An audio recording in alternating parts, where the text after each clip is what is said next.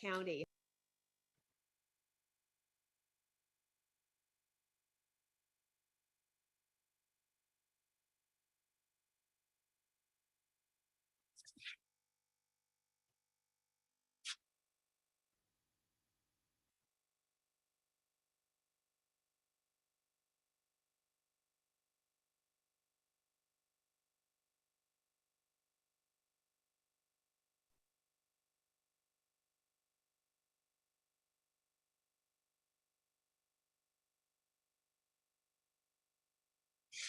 I was muted, so let's try this again. Take two. So good morning. It is Tuesday, September 26, 2023, and it's my pleasure to call to order this regular meeting of the El Dorado County Board of Supervisors. And with us, we have a new lineup. We have Reverend Linda Burson of the Foothills United Methodist Church. We are delighted to welcome you, Reverend Burson, and we invite you to open this meeting up with an invocation. Thank you. Good to be here. I just want to recognize first that we all come from different traditions. So regardless of your tradition, I invite you to change what's on your radar screen just a little bit. We come with everything on our minds, and I invite you to broaden the screen to consider those things that are beyond yourself, the concerns of others, and particularly the concerns of those within our county. And having said that, I invite you to be either in prayer or in meditation with me. Oh God, we give you thanks on this beautiful day for the way that you have sustained us and nurtured us, that you have brought us together to lead some of your people. We ask that you might guide our footsteps, that you might be the one to bring wise words to our mouths or silence when it's appropriate. We ask that our decisions might be in keeping with the greater good and that we might walk in your ways. Amen. Thank you so much, Reverend, for helping us embrace a broader perspective as we work for the greater good. Appreciate you being with us. All right, and with that, Supervisor Parlin, would you lead us in the Pledge of Allegiance? Yeah, everybody please stand and join me for the pledge. Begin.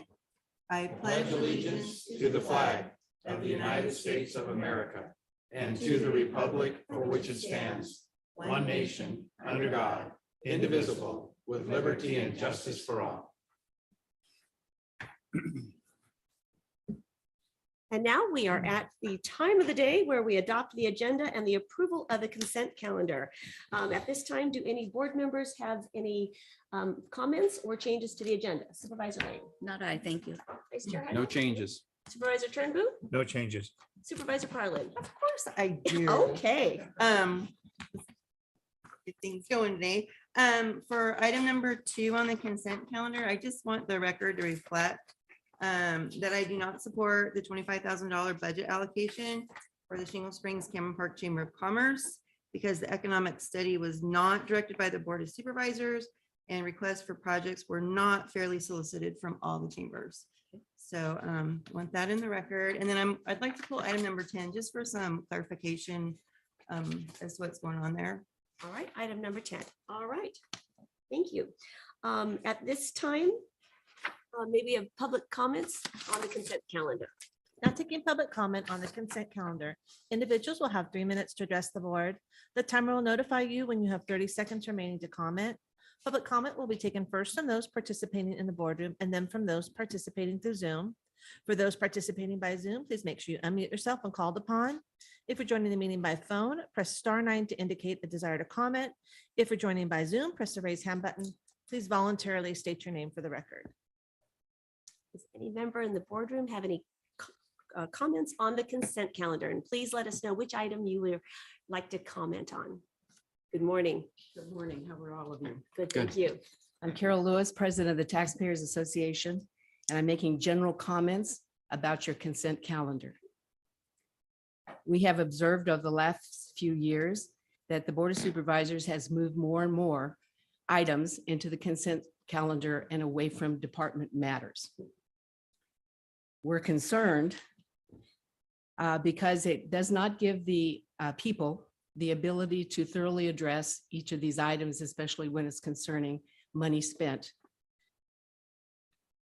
What I'd like to address, well, first of all, at some point, I would like County Council or the CAO to define exactly what a consent item is and what is a department matter. Second, I'm here to specifically address the 4/5 votes on the consent calendar. The taxpayers understand that a 4/5 vote is a higher mark, and that draws attention to it. We believe that if it requires a 4/5 vote, that should be moved to department matters where it can be thoroughly discussed. And that the people understand what our supervisors are thinking on the matter, what you collectively have spoke between each other. And so we can get an idea of what you're thinking when you make the decision. Lastly, because of that 4/5 vote, we want to make sure that it adheres to the state constitution, state law, and the Brown Act. So we would like you to consider not having any more items in the consent calendar with a 4/5 vote and moving them to department matters. Thank you. Thank you for your comments. Is there anything else in the boardroom? All right, seeing none, let's go online, Kim. Now taking public comment from online participants. The taking public comment from Kelly. Good morning. Good morning, everybody. Barbara, I couldn't echo you more. I have made this observation and comment numerous times that I feel we are cramming and cramming. Sometimes I've seen up to 45 items on the consent calendar and have had multiple concerns because sometimes we're talking about millions and millions and millions of dollars. Today, I'd like to take it back. I have a concern on agenda item 12 that is authorizing more money to El Dorado County Opportunity Knox. And the reason I'm concerned is I'd like to go back to 2022 and the goals and the tiny houses and all this stuff that was going to go into, and I'm going to quote here from an article, stopping homelessness, increasing access to housing for all residents, increasing access to homeless emergency response services, and building collective situations. That's from Eric, can't say his last name, Mountain Democrat. What is the Navigation Center doing and the $20+ million that we're investing into that program, which still has concerns of high uses of drug use, homeless loitering, those kind of situations going on within the vicinity? Where is the plans that are listed back in 2022 that Opportunity Knox was reaching out to? Furthermore, I was a little concerned we're giving more money when I found out we're not doing one very simple thing, and correct me if I'm wrong. I did not research, so this is just me repeating what was told. Why do we not have an ordinance that is forcing all of these new developments, including apartments, to the state allocation of a percentage to our low-income neighbors and friends, or pay a fine? I would like to know if Town Center Apartments paid a fine. I would like to know if all of the developments being proposed, especially in El Dorado Hills, will be allocating to our low-income friends or paying a fine that maybe can go to this $275,000 homeless addition. I'm very concerned that we are just, again, regurgitating money into all these different programs, and I'm just not seeing the fruits. So thank you very much. Thank you for your comments. Now taking public comment from Sue. Good morning. Hi, good morning. I wish you would pull 17, 18, 19 for discussion. These are contracts. It was interesting. Number 17, you're hiring independent contractors to do CAD work when you viciously fired 2 of your really good employees. I remember a few years back, which was probably one of the most decimating items that I had ever watched, and you're paying them up to $289 an hour. So I think that's kind of shouldn't be on consent. 18 and 19 is you're getting independent contractors for support services, kind of like middleman, up to $1 million for construction projects, I guess. And I'm assuming this is all to jump into the Missouri Flat bypass, which I still don't see. It's going to come down later in your department matters that you don't have the funding to deal with, let alone have even knowledge of what it's going to cost for all the toxic waste cleanup. So I am really concerned about this money that's being funded. I think there's a better way. I think it should go to bid when you're going to do something that's costing us around $1 million. The practices that the county's been doing over the many years is by tradition, not by law. And I'm also seeing on number 28, you're using Missouri Flat Financing Plan, and that was recreated by the board and in violation of the policy in the general plan that says the county It's on shall our- not our create a department matters, Sue. 28th department matters. Okay, sorry, I'll get back to that one. So anyway, basically I agree with the things that on consent calendar were supposed to be regular business. Legally, if it's consent, all 5 are supposed to agree to it or you pull it off. It's only the last maybe 5 years that this practice has happened. And again, it looks like it's out of tradition and not out of law. And we bring it up and the county council's answer is this is how we've always done it, which is not according to the law. I like to see the law on consent calendar and allowing you to bow out of it without actually officially. I mean, I don't know why it's so hard to pull it off and vote on it. So when you can't agree on an item, and I think there's way too much on here that people should be able to comment to, and you're giving 3 minutes for all these consent items, which is just a really poor practice. And I agree with the previous speakers. Thank you. Thanks for your comments. Now taking public comment from Chris Payne. Good morning. Good morning. Nice looking guy up there on the screen. Anyway, the other speakers have spoken to my general concerns, but I wanted to focus my attention on item number 2. This is the approval to the amendment of the 2023-24 budget to reflect the direction given by your board on September the 19th, the last board meeting. This does, because of the review of the budget changes, require a 4/5 vote. I'm not sure that this budget approval can be on consent. I would question it being on consent, especially since one of the supervisors had some issue with a portion of item 2, and then so reflected that in their comments. So I would rather that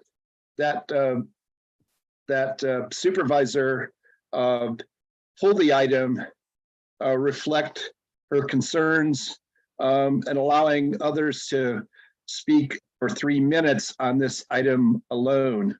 There are other items that you have heard that are also 4/5 vote. I'm assuming, because of my knowledge about county government, that the 4/5 vote is because it was not in the original budget, but being now put on for action, having not been part of the original budget and requiring then 4/5 votes. The other part of the comments I'll reflect in item 10 when it's discussed. Thanks. Bye. Thank you for your comments.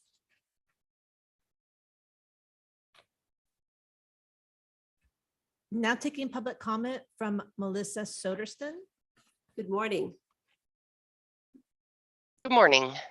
My name is Melissa Soderson. I'm here to speak on item 20, the fuel reduction projects in the basin. I'm here today not only as a 20-year resident, but on behalf of Tahoe Forest Matter, Eco Integrity Alliance, and the John Muir Project to speak with you regarding the numerous commercial logging projects in and around the area. I would first like to state our collective objection to these thinning, fuel reduction, and fuel breaks and supposed forest health projects, as well as their partner projects, a new sawmill in Nevada and proposed biomass facility for El Dorado County. Despite a growing consensus, including among Forest Service ecologists and agency-funded peer-reviewed studies, showing that these projects harm forest resilience to fire and climate, contribute to tree mortality, and are actually increasing fire dangers, we saw them grow exponentially this summer. Even post-fire areas are vital habitat, and as witnessed most recently in Hawaii, no amount of logging will prevent wind and climate-driven fire from reaching our communities. Yet almost all local, state, and federal resources are directed towards these timber projects, while almost nothing is spent on community fire-wise programs. We are hoping to gain this board's commitment that county funds be used solely for true fire-wise policies, instead of projects harmful to our forested areas, harmful to habitat, local and U.S. climate goals, and our tourism economies. Fire-wise practices, buried utilities, metal roofing, home out defensible space, higher pay for local departments, smoke centers, improved evacuation routes. Even the Forest Service and our insurance companies agree that these are the only way to protect life and property during extreme fire events. We hope this board will work with us to achieve fire-wise communities across the fire-prone West, saving lives and bringing an end to misguided and destructive commercial logging of public lands. Thank you. Thank you for your comments. Taking public comment from 525. Good morning. Good morning, Leo Bennett, Koshan, Pollock Pines. I would like to add my voice to those that are speaking to specific consent items and urge at least one supervisor to take the courage that I think it takes to break from past practice. Agree with Sue, tradition practice is very different from law and policy, and pull some of these consent items that are getting so much conversation so that they can be had a deeper look. I urge you to err on the side of transparency and public input when balancing those needs with, I acknowledge, your needs for efficiency. I've been at workshops, good governance workshops, where it has been explicitly stated it's best to load up the consent agenda so, quote, elected officials don't get bogged down in public comment. I've always objected. You work for us, you know that, you are awesome public servants, and I urge you to take that step and at least pull one item, especially if a supervisor is going to vote no. Thank you for taking my comment. Thank you for your comments. Now taking public comment from Melody Lane. Good morning. Melody Lane, founder of Compass to Truth. I'd like to add my voice to many of the concerns that have been expressed previously regarding consent and the number of items on consent. This basically precludes a lot of public comment on some very controversial items. And although some of these items may be moved to department matters, one of the primary concerns on here is that your agenda says this items in this category may be called at any time. That could be at 10 o'clock in the morning, or it could be at 4 o'clock in the evening, in which case that excludes a lot of people from being able to comment on any of these items. Again, as Leo and other people have expressed, you should be erring on the side of the people, giving them the opportunity for their input on this, rather than just sweeping everything under the broad brush of consent items, in which case people are given very little time to deliberate on some of these controversial items.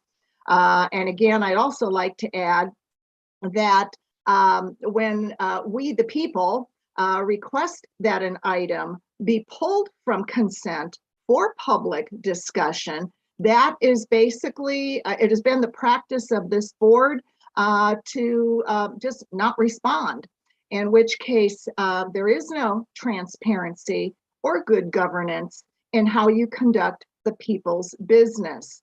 Again, I just would like to encourage you to consider your obligations to protect the First Amendment rights of the people, to express their concerns and to deliberate some of these items that are just falling under a broad stamp of consent with little input from, little if any input from the people. Thank you for your comments. There's no additional public comment. All right, well, thank you all. And, you know, we do recognize that the development of agenda is a very, very complex thing. And we have a lot of matters before us. And I know it's frustrating, especially when you are waiting for an item. You never quite know when it's going to come throughout the day. And we never know how long we're going to talk or deliberate on matters. And it's a very challenging thing.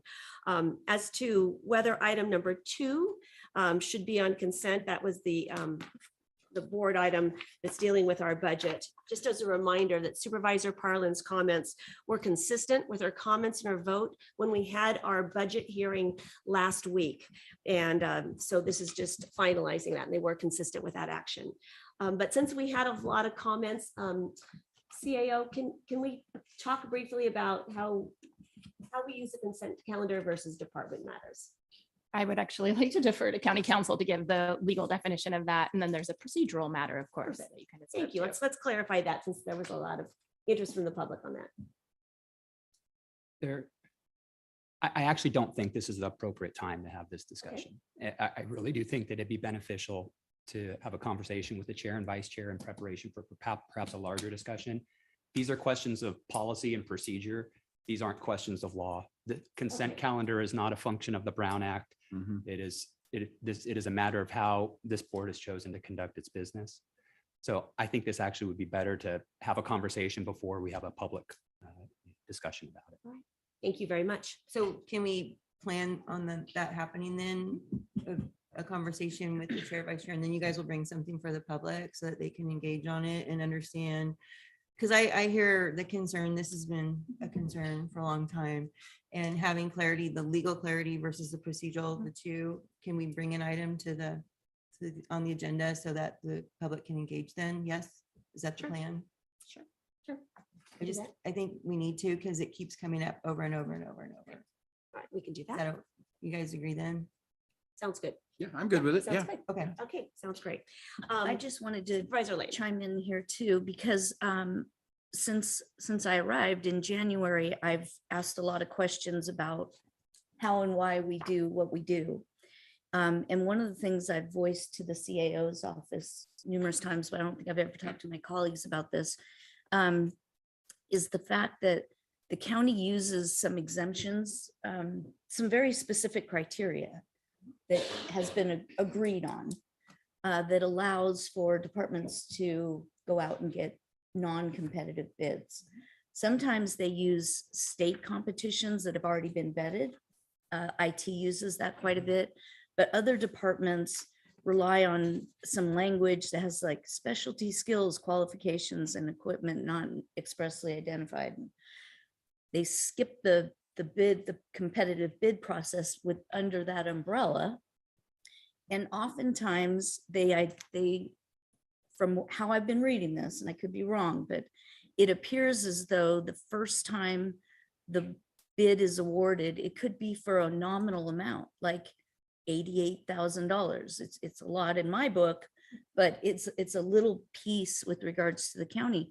But then it'll come back to the board 2 and 3 times with adjustments that get it up to maybe $500,000. So my point has always been, if a business out there knew it was a $500,000 project, they may have bid on it. When it was originally 88,000, maybe they wouldn't. So I see a lot of confusion here as well, and would welcome a conversation about maybe a better way of doing business. Please. Is it okay if I respond to that? And yes, Supervisor Lane has brought that to my attention.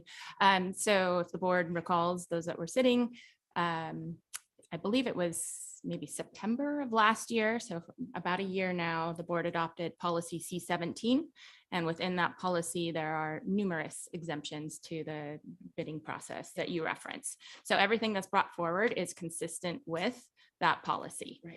Right. That doesn't mean that perhaps the board wants to change direction on policy. So Assistant CAO Laura Schwartz has been looking at the policy since we've been working with it for about a year now, and does plan to bring an item to the board to discuss how it's actually playing out, right? I mean, you develop policy, we implement policy. Sometimes it works the way we think it will, sometimes it doesn't, and that's okay. And we can come back and we can redirect. So to that particular point, I can provide a little more direction. Great. All right, great.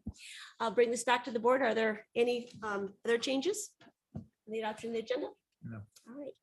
So Kim, would you like to read that item? Adopts the agenda and approval of the consent calendar with the following comments and remarks. With regards to item 2, Supervisor Parlin does not support 25,000 budget allocation for the Shingle Springs / Cameron Park Chamber of Commerce because the economic study was not directed by the Board of Supervisors and requests for projects not fairly solicited from all chambers. Pull item 10 for discussion and let the record reflect that item number 31 will be continued off calendar. Can we also add some direction to staff to bring back that item so it's memorialized in the Sure. minutes? Absolutely. Would you like to do that? Yeah, could we add that, Kim, that direct staff to bring back an agenda item explaining our legal and procedural criteria for the consent calendar? That work? That sounds good. Except I believe that the suggestion Yeah. from county council was to have a preliminary conversation with the chair, vice chair regarding that matter. Sure. I mean, I don't care what leads up to the agenda Okay. item, Okay. how got we it. get there, as long as there's an agenda item. So you guys Is can that figure that consistent? part out. Yeah. Sounds good.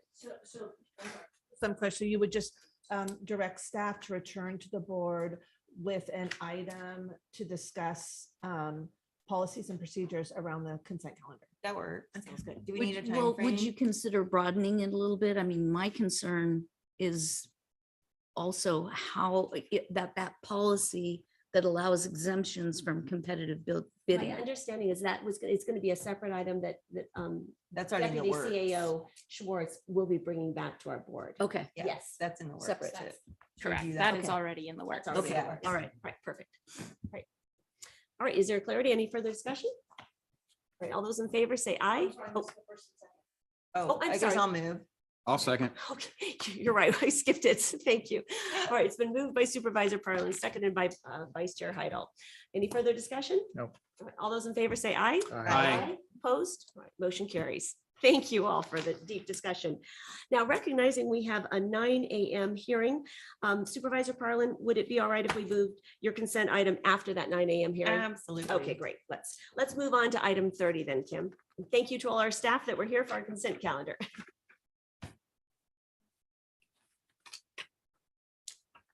Item 30 is a hearing from Planning and Building Department Planning Division recommending the board consider the following regarding Oak Haven, previously Summerbrook Estates, submitted by Blue Mountain Communities to amend the final map for Summerbrook Estates Unit 1, conditions of approval 25 and 26, to remove a requirement for traffic signal installation and instead require installation of street lighting in its place.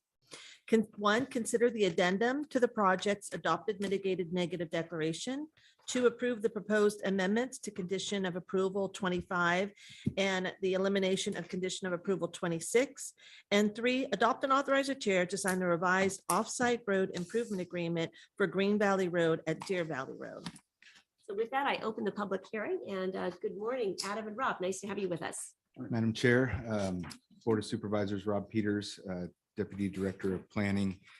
So first I'll do a couple who's with me here. So I've got a DOT staff, including the county engineer, Adam Bain. I also have staff from Pat Angel from Ascent, who was an extension of staff and helped prepare the hearing documents that are in front of you today. And then also that we have representatives also from DOT, Raphael and others in the audience. but also from the applicant team. So before I go ahead and begin. Welcome, everyone. So yeah, so this is a request to consider amending a final map. I'm going to give a little bit of history of kind of how we got here. It's outlined in the Legistar, but just for the sake of kind of giving that overview. The original tentative map was approved in 2008 and consisted of 29 residential lots ranging in size from 58,591 to 91,113. In August of 2018, revisions to the original project were done to include a phasing plan so that they could phase final maps. So then in April of 14th of 2022, at that time, it was still a tentative map. And so it was brought in front of the Planning Commission and there was some discussion about this sort of this exact topic. But the timing of the map was such that they needed to get a final map in place. And so in October 11th, 2022, your board did approve the Summerbrook Unit 1 subdivision phases 1 and 2. And so that final map was approved by the board and recorded. So subsequent to that action, the applicant has now come back with that same discussion related to the conditions of approval for the improvements that were required. And so is having that discussion with your board because the board was the authorizer of the final map. So that's kind of how we got to here.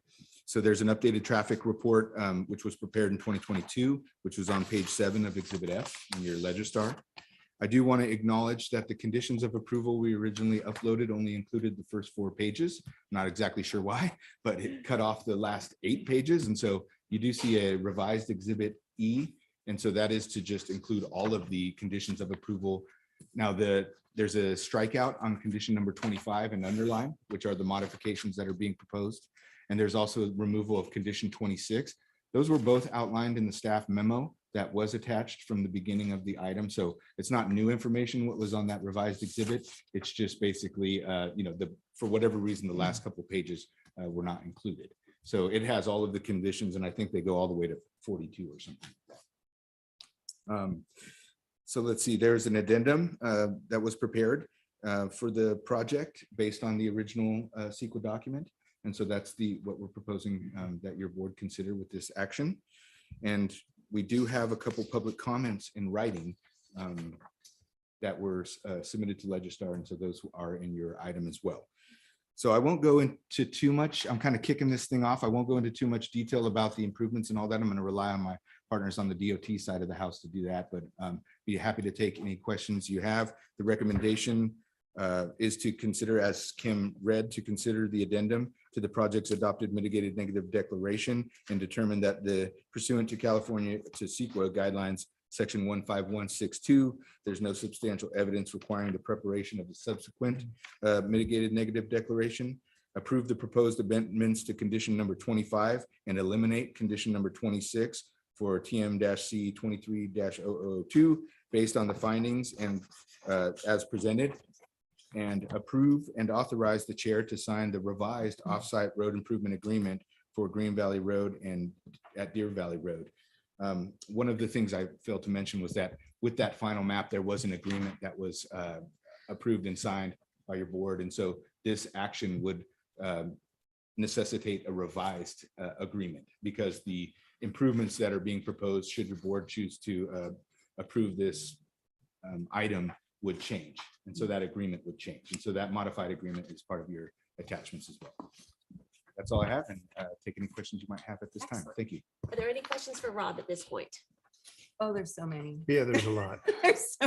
Do you want to wait to hear subsequent presentations or do you have direct questions right now? So how's the rest of the hearing going to go then? Rob, help me out. What's next? Well, After you said this, then what? I think the attachments are in the Legistar. I will identify that there was a sort of a late attachment related to the impact mitigation. So hopefully you saw that item, but it is in there. I think we'll respond to any questions you have at this time. I don't know if you wanted to step in and say anything on the item. And I believe Director Martinez was available to answer questions. Okay. And provide information. And then I'm sure the applicant would like to speak to the item as well. Okay. So whatever your board. So I think then, given that the location of the project, and you don't have a further presentation, I have had several emails and phone calls with residents in the area that are very concerned about this. And I get it. And I'm just, you know me, I just blurt out words. So don't be offended if I use any words that seem offensive or not. I'm just how I think. But initially, what the perception of the public was of this, changing it from a full-on traffic signal, as a requirement for this project back when 2008, right? It was like a promise of the project to put in this traffic signal on Green Valley Road at Deer Valley intersection. So people were counting on that. They knew it was coming. Then, more recently, when the traffic study was updated and traffic demand model has now been implemented, we find that a traffic signal isn't going to be warranted for quite some time into the future. And however, the residents were expecting it, and it was a promise. And I always try to be respectful of that. And for lack of a better word, it felt like a bait and switch. Those were the phone calls and emails I was getting.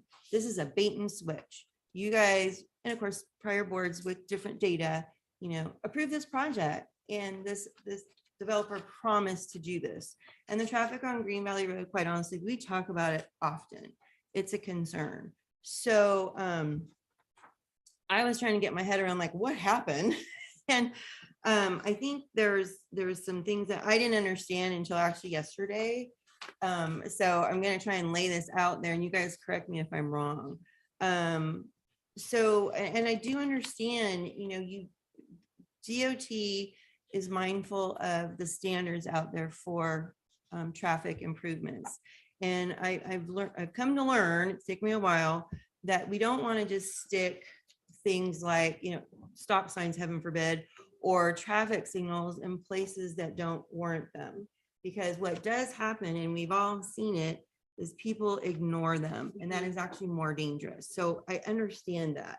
However, people that live in the area, they plan on living there for a long time, and they see the need in the future. We're probably going to need a traffic signal there someday. I just don't know when. So that's the concern. And also this board has been having a lot of conversations about where we need safety improvements, and we didn't save money for them. And here we are trying to figure out how we're going to pay for them. So that's another issue with this particular traffic improvement, is like, here we have an opportunity to put in a signal, right? Have the applicant pay for it. But yet it's really not warranted or needed. So how do we make this all work? And I was like, not understanding how this could work out so that the residents understand the developer isn't paying for something that isn't needed, but yet they're paying their fair share. That's what we all want, that fair share. And that's where I finally got my head around this. I hope yesterday was the fair share. And it was in some of the emails I was getting too, is one of the residents was saying, well, the builder should just put their fair share, not the amount of the whole project, because that's more than their fair share. And I found out, talking to Raphael yesterday, our DOT director, that originally the developer was going to put in the whole traffic signal, but then they were going to get reimbursed so that they weren't, for a portion of it, because we can't require them to pay more than their fair share. And I went, oh, I didn't get that. I thought they were required to pay for the whole thing. I didn't know they were going to get a reimbursement. So that kind of was like going, okay, now we're back to that fair share. So the proposal to instead put in street lighting equates to, I believe, monetarily their fair share, because they're going to be putting in the okay, and I'm not an engineer, you guys, but they're going to be doing the ditching and putting in the electrical work on their dime. That's their fair share amount. And then in the future, that amount that the county was going to reimburse, right, that difference, the county's going to have to come up with that, though. That's on the county somehow, to then add the traffic signals at some day, I don't know when, to that intersection, but at least the electrical and the ditching and all that stuff will be ready to rock and roll. And so that in this proposal is the fair share part. And I wasn't understanding until yesterday I didn't understand that there was originally going to be a reimbursement. So that does change things. And so what I'm trying to get my head around is, are these things kind of equal? Is the community going to feel that that's acceptable? So Raphael, can you help me then with some maybe example amounts to see if the fair share matches, that it's equitable? And then honestly, in the future, how is the county going to pay for the rest of the traffic signal though? Because that's been our angst for this year. We've talked about this so many times. So how will we get from this project, this fair share to the ultimate traffic signal in the future? Sure. For the residents to feel comfortable that we're actually going to do it when it's warranted. Did I lay that out okay? Because this has been hard to get my head around. You laid it out beautifully. Yes, Okay. very, very beautifully. Good morning, Raphael. Good morning, Madam Chair, Board of Supervisors. Rafael Martinez, Director of Transportation for El Dorado County. Yes, most definitely, I can explain how we got to what you just described, and then some of the engineering behind it. And to lay it all out, I think, Kim, if you could pop up that last attachment, slide that we just added today. So Supervisor Parlin contacted me yesterday and said, hey, can you please explain to me how we got to this position? How is it that we were anticipating a signal and now we're not anticipating a signal? How is it that they were going to get reimbursed and now they're not going to get reimbursed? What is their fair share? And so then we had a preliminary explanation of this back about 2 months ago when we were talking about the CIP, we're talking about the TIF, we were talking about the growth in the county. And back 25 years ago, when we were anticipating growth, especially prior to 2008, we were going through a major boom in development. And so then at the time, the planners and the engineers were saying, hey, our growth is going through the roof. We need to conservatively plan on this growth, projecting at that same growth factor, which was somewhat to like about an 8% growth factor year after year after year. Well, sure enough, 2008 came around, and then the prolonged crawl back to a normal economy. And so then we realized that's not the way the market grows. It actually grows at a much steadier pace. It has its peaks, it has its dips, but really we need to project to what the impacts are going to be throughout a forecasted scale throughout the years. And I showed this in a graph to the supervisors, to the board about 2 months ago, basically showing where there's peaks, there's dips, but we take the average. And so then back when this development was going on, it was when we did an overestimation, a overly conservative growth factor for that area, which was forecasting that the warrant was going to get met almost immediately, if not sooner, with this development. And so that's why the condition was placed on the development, saying that, hey, you're definitely going to trigger this. So, and it's part of our TIF. So you build it and then we'll reimburse you for it. So in terms of this exhibit that you see here before you, the Summerbrook impact mitigation. So, and disclaimer, these are all estimates. These are very, very kind of spitballing numbers that I just put together just to give you guys an understanding of what's by no means is this what we are going to exactly come up with.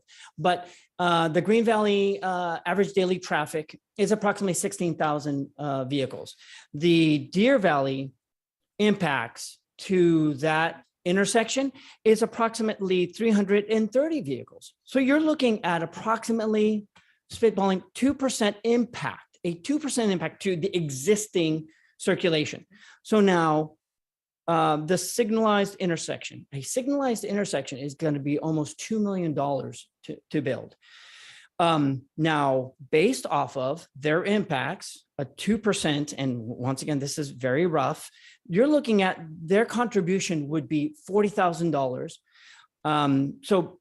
And previously this would have been TIF reimbursable because it was in our general plan. It was shown as an impact that had to do with incoming impacts as well as it was going to be warranted. So their contribution was going to be approximately $40,000. They were going to get roughly reimbursed about 97% of that. Now, their contribution, they're saying, okay, look, our contribution should be approximately 2%, $40,000. Let's install what is a safety measure that is a feasible safety measure that has been installed in many municipalities, and that is street lightings at kitty corners. That would attribute to somewhere approximately $85,000. That would be approximately 40%, 4%. So they're now doubling what their percent impact should be. And now if there's any additional, let's say we were to do future conduits for a future signal, if in the event that it was to come, then yes, it would even go even further there. Now, in terms of your comment regarding future mitigation for vehicular volume that we don't forecast, the good thing is that the Department of Transportation comes before the board once a year with our analysis on where we are with our circulation. We let you know, hey, this is what we're seeing in terms of impacts, level of services, conflicts, crashes, collisions. And so then we present that to you and say, hey, we're seeing red flags here, we're not seeing red flags here. And if something jumps onto our radar, we are then going to put that into our either 20-year, 15-year, 10-year, or 5-year. And so then the good thing is, if hopefully we catch it early, it gets into our 20-year. So now we've got 20 years to collect in order to get there. Obviously, it's not as perfect as we would like, but that's the general gist of it. Now, we are going further in actual we presented to the board that we are taking intersection improvements for minor directional level of services and circulation, because that was never taken into account in our TIF before. We were just looking into signalized intersections. And so then now that we're taking that into account, there's another factor for an opportunity for the county to be able to incorporate if we see movements, collisions, circulation impacts that are affecting particular intersections or corridors, we can take steps to collect TIF money for those applications. So I think that kind of roughly sums up the questions you had for me. I didn't know if there were any other ones. Yeah, I'm just trying to make sure that we have, and the world's not certain, I get that, but the most certainty possible to make sure that when we do need the traffic signal in the future, whenever we hit that trigger, that we have the funds to do it. You feel now that the way that we're improving the TIF with the intersection safety, the new fee and all that, you think that we'll be able to do this? I just don't want someday to have to tell the residents in the area, we didn't save to put in the signal in the future. Do you know what I mean? That's not okay. I get it though. This is so different because truly we weren't asking the developer to put in the whole traffic signal. We were only asking them to put in their fair share, and we can't reimburse them anymore because the travel demand model changed everything. Yes.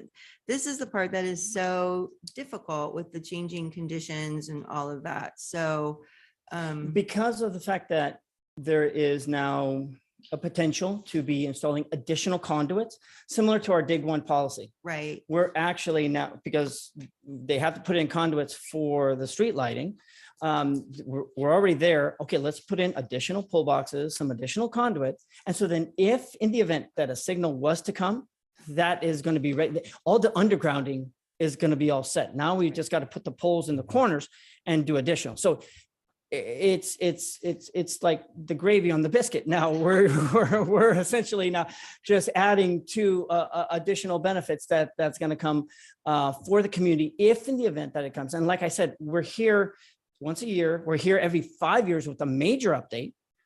Once again, overviewing what is the impacts on any community, any circulation, any corridor. And if we find something that comes onto our radar, then we immediately put it on our either 15, 20, 5, 10, whatever year CIP, and then we start collecting for it. So, and we'll be even more ready because we'll already have the underground. Okay. And then, so do you feel that the way that the strike through and add additions in number 25 and the new conditions, I think? I'm gonna have that, hand that Is it- over. Is to- it hit your tight button. enough to make sure that they do put in the additional conduit and everything, you know, as much as possible to get us ready for when it's traffic signal time? Is it? Because to me, I don't know. I can't You're not tell. a traffic I'm not engineer? a traffic engineer or an attorney, so there you go. It's an excellent question. One thing I wanted to clarify first, just to make sure that the record is clear and that the board fully understands. When the project was originally conditioned to do the signal, it was anticipated that project would go into the CIP at that time because of the projections that we had. That did not occur because 2008 came about. We recognized the project was not likely to be necessary at the time. So that is not in the current CIP. In order for the signal to be reimbursable, it has to be in the CIP per policy. So I wanted to clarify, at the time, the intent was to have it in the CIP, but it's not now. And so it can't be reimbursed under the TIF program under the current circumstances. So I want, Oh, So so I- it was never in the CIP. it We were was at one gonna- time and then it was Oh, removed. Okay. And so I wanted to just clarify that because there's a lot of reasons why we are where we are, Yeah. and changes in those projections and kind of learning over time is part of that process. But the current agreement that they have states that it's not reimbursable in a 10 fee program because it's not in our CIP. Okay. It could have been, it should have been, it was at one time, but is not now. So I wanted to make sure that that was clear so that we didn't misstate anything or misunderstand. So that portion kind of explains how we got to where we're at. As far as adding the language in about the conduits, we talked with the owner's representative yesterday. They were agreeable to adding conduits and pull boxes to facilitate the future signalization. And I've actually got some language here that we could add to that item if you'd like. And I'll just read the entire item here. The applicant shall construct street lighting and illumination and illuminate the Green Valley, Deer Valley Road intersection to meet current El Dorado County standards. And then I would propose adding this language and install traffic signal conduits and pole boxes in the work area disturbed by lighting installation to facilitate future signalization of the intersection, period. And then the remainder of the item would allow to add those items in if it's agreeable to the developer and its board's desire. Okay. So your recommendation then, if the board so desires, would be to add that language in the motion. Oh, to Right. amend, to change this. Got it. Okay. Just for Yeah, clarity. I just want to, Are you done, Supervisor Pearlman? I wanted Yeah, to and make sure thank that you got for allowing me to, because this one, my constituents are very concerned about it, and rightfully so. Green Valley Corridor, we talk about it all the time. So I want to make sure that we're covering our bases and doing right by expectations. And, the traffic studies did change. We all know 2008 timing, I guess, on this was kind of not awesome to make future projections right before a downturn. So, but we do want to be prepared for the future. So thank you for letting me start that off, and hopefully we can get to a good spot. Actually, those are really helpful clarifications to provide a framework for where we're at. So thank you. Supervisor Turnbull. yeah, with that meeting yesterday, Lori and I had with you and Raphael, and one of the biggest issues I brought up is about the Barnett Business Park stoplight that was there. That was put in, prior to that. And basically when the impact studies came back on that, there was not enough traffic to even support that traffic light there. So, and that was my biggest concern, because I don't want us to get into a situation like we had before, because what it was, there was a reimbursement there and that never got reimbursed. So ended up being in litigation in court. So this is one of the things I brought up, and we talked about that. So part of that reimbursement would be what Lori just talked about, having the extra conduit and the extra boxes and stuff like that, if we did do that. I don't understand why it was taken out. Can you explain why it was taken out, the reimbursement? So the reimbursement wasn't specifically taken out intentionally. What occurred was we program projects into our capital improvement program. And at the time we anticipated this would be a project within that window that would go into the CIP, and it was at one point. once we identified that our travel demand model and our growth projections were way too high, we reanalyzed it and we weren't seeing that level of growth. And so we pulled the project out of the capital improvement program. And I don't know that it was done intentionally or with any specific intent other than to be correct. But we pulled it out of that program, and that means it's no longer eligible for reimbursement under our procedures and policies. So it was, and the board has that discretion to do that, and there's reasons for why that occurs. But in this particular case, the project no longer had the impacts that it was originally intended, and therefore that's why we feel it's appropriate to reduce the ask now. Yeah, so the extra conduit in the boxes and stuff, especially for future development out there, I think it's a good thing that that's be put in place, because there's a lot of, we don't know how much growth is going to be out in that particular area anyway, and especially with the traffic impacts, and especially with the schools and everything else that is out there too. Because I remember being stuck.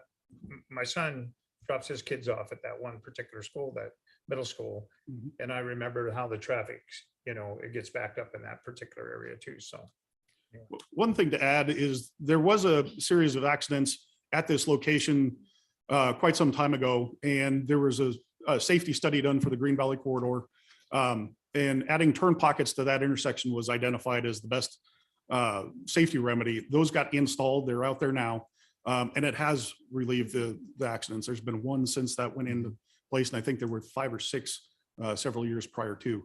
So the safety element of the intersection is greatly improved, and that's another reason why we're confident that the recommendation today is sound. Yeah, those were helpful improvements. Okay. anyway, Great. thank you yesterday, Raphael, for that talk we had. So with Lori and I. Supervisor Heidel. Yeah, so I just wanted to echo what Adam just shared with us. Conditions of approval 27 and 28 were to add turning lanes and other turn pockets, bike lane improvements, et cetera. Those were completed, I think, about 2020-ish. And I think it was associated with the Silver Springs development that occurred. And so my understanding is the county didn't have to pay for those improvements. It was a condition, as this was, that got made, which substantially improves the ingress and egress out of the Deer Valley Road, in my opinion. I've seen cars stacked up there before, you go by now, and with the acceleration lanes and those kinds of things, it's a huge improvement. Those are the kinds of improvements we need to continue to look at along Green Valley Road, because they're not hugely expensive. They go along with what we talked about as a safety provision with our TIF. But if we can make those kinds of incremental improvements as we see the ADT rise, as we see the level of service change, then I think we can, within reasonable costs, stay ahead of the game a little bit, far better than we have in the past. So to me, a lot of this is that additional funding that we would get to the TIF program for intersections and those kinds. If we can bring those on board, looking future to 2041 or beyond, we'll be in a much better situation. I did go back and look at the details of the Kimberly Horn traffic analysis. And I guess personally, I was really surprised. It went from a level of service F projection in 2007 to now a level of service A with the component associated with it that's called the side street stop control, SSC, and that's at a different level. But even when you go down to the cumulative impacts out to 2041, which is a pretty long planning horizon, it stays at level of service A, but that SSC goes to a level of service E. So those are the things I think we need to continue to monitor. I don't know with the planned growth that we'll ever see the need for a warrant for a traffic signal at that intersection, because the growth isn't happening in Rescue and Deer Valley Road and Green Springs Ranch. That's not where we're going to see most of it. We will potentially see growth associated with another project that's on Green Valley Road.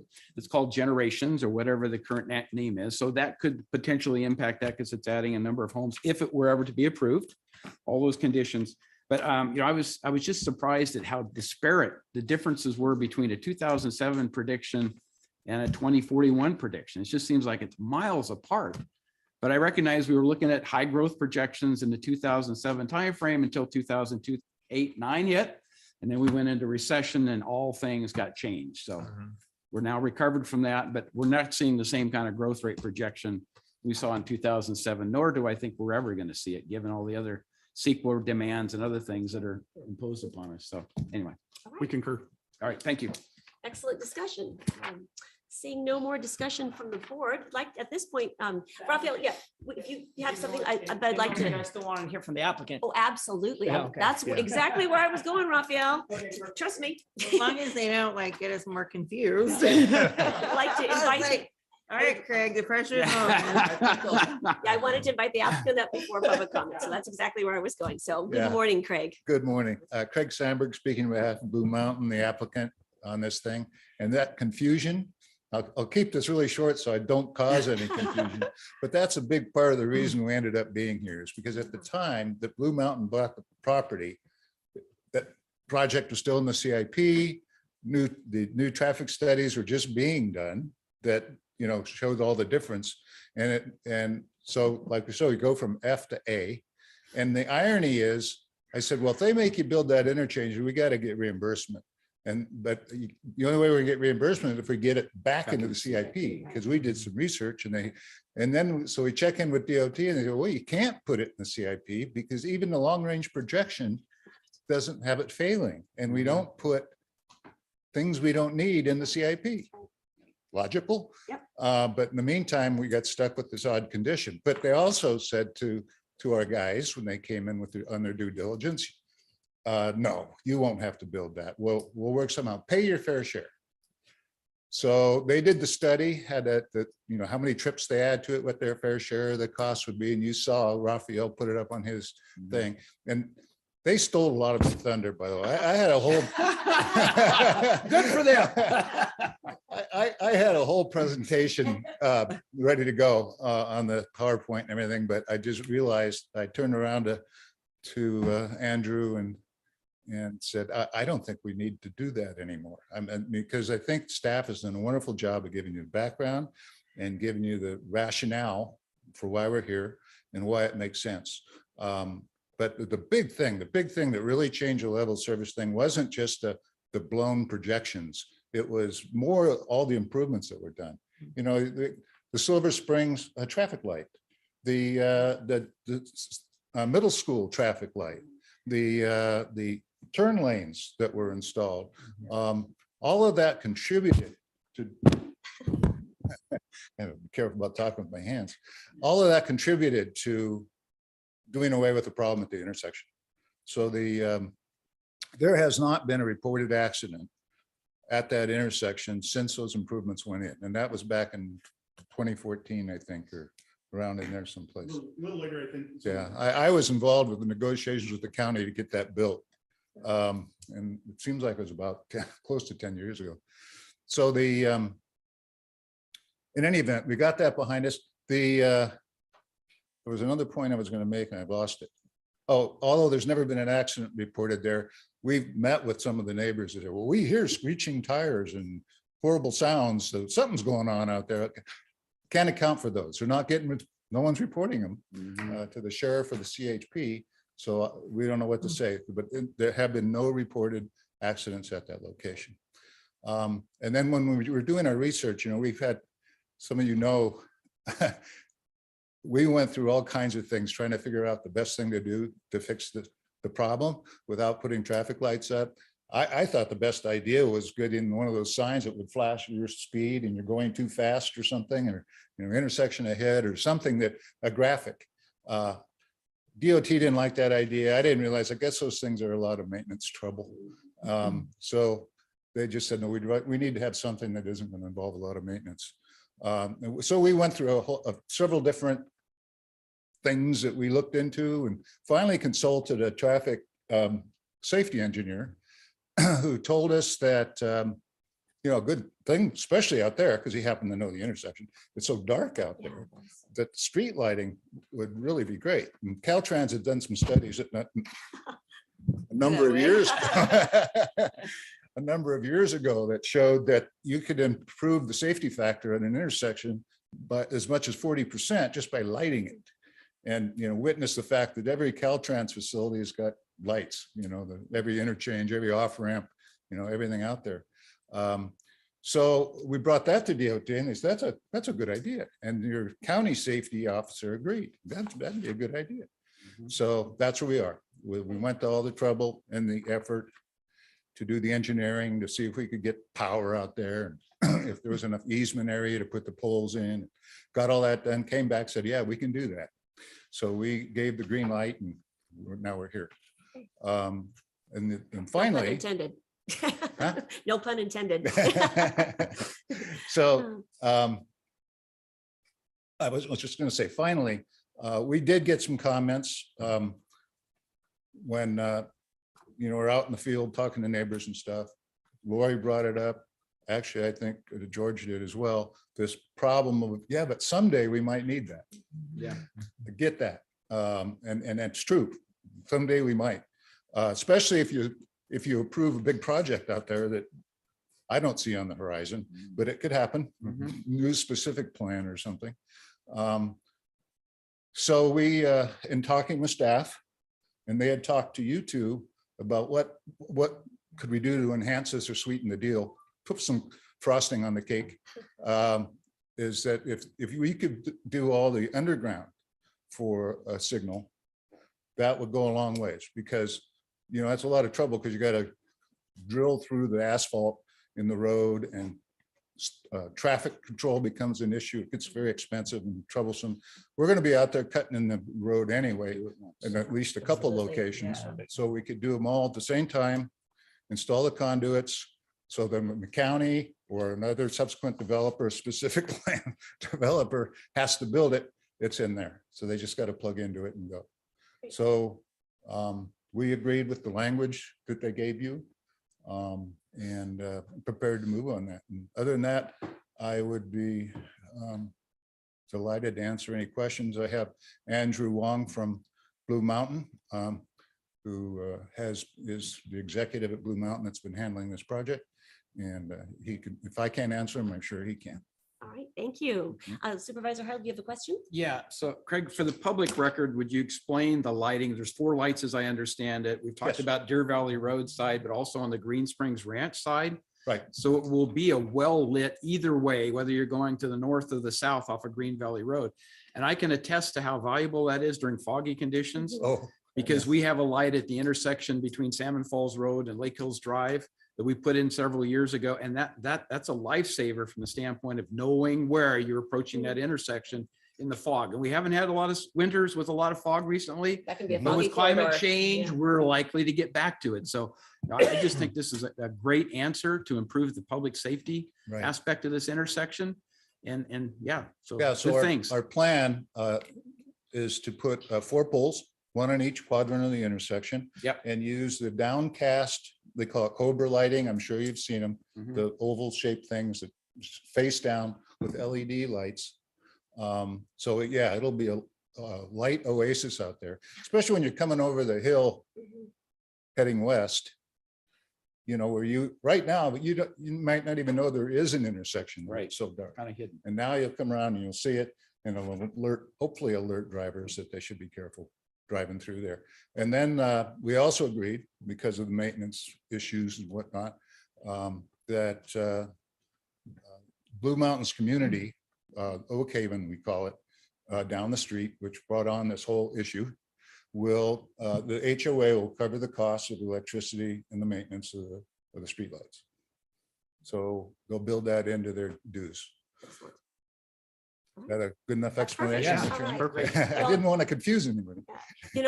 As this project has shown us, conditions change, projections don't materialize, and just applaud the creative, innovative approach to what is, rather than, standing on what we projected that's no longer warranted. So I think this is an excellent compromise, and also appreciate you, reaching out to the community to help them understand what you're doing and why. So thank you so much. All right, Thank you. with that, let's move to public comment. Thank you, Craig. Appreciate it.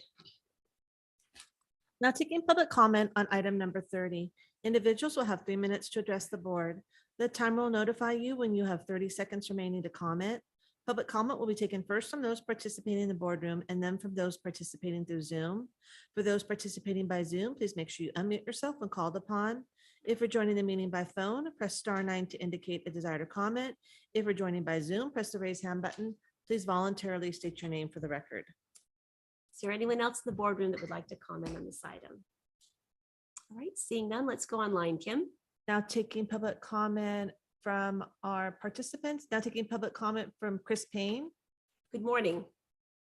Good morning, board. I think it was clear that this was expected to go to the planning commission, and it couldn't go to the planning commission because of the question of the final map expiring. So rather than coming back to the planning commission, it was decided then to approve the final map, which your board of supervisors did, with these conditions included. I think it's important to recognize that this was not the original project that was built at this location. It was the Green Springs Ranch. And Green Springs Ranch subdivision was very controversial. The community was very active in that original project. Subsequently, then this one comes along after that Green Springs Ranch was approved, and certainly our planning commission, in this case, John Vania was the chair, has subsequently left us. We did discuss this, but not as thorough as staff has discussed it today. In regards to the project that the Board of Supervisors heard on March 11th, 2008, there was a general plan amendment required and a rezone and a plan development. These were all important because the original zoning wasn't there for this project, nor was it consistent with the general plan. So there's more to this than staff has identified. And again, Green Springs Ranch development was important, as well as the fact that this project couldn't go forward without a general plan amendment and a rezone. Now, subsequently, there's an expectation the public has as to being safe. You got to prove to the public that they will be safe. And I think that's the reason why you've gotten a couple of comments from the public feeling that they can't be safe. And so the perception of safety is an important ingredient, as well as the question of the technical requirements, which staff has spoken about. But I think the board should be looking at perception of safety as another ingredient in this.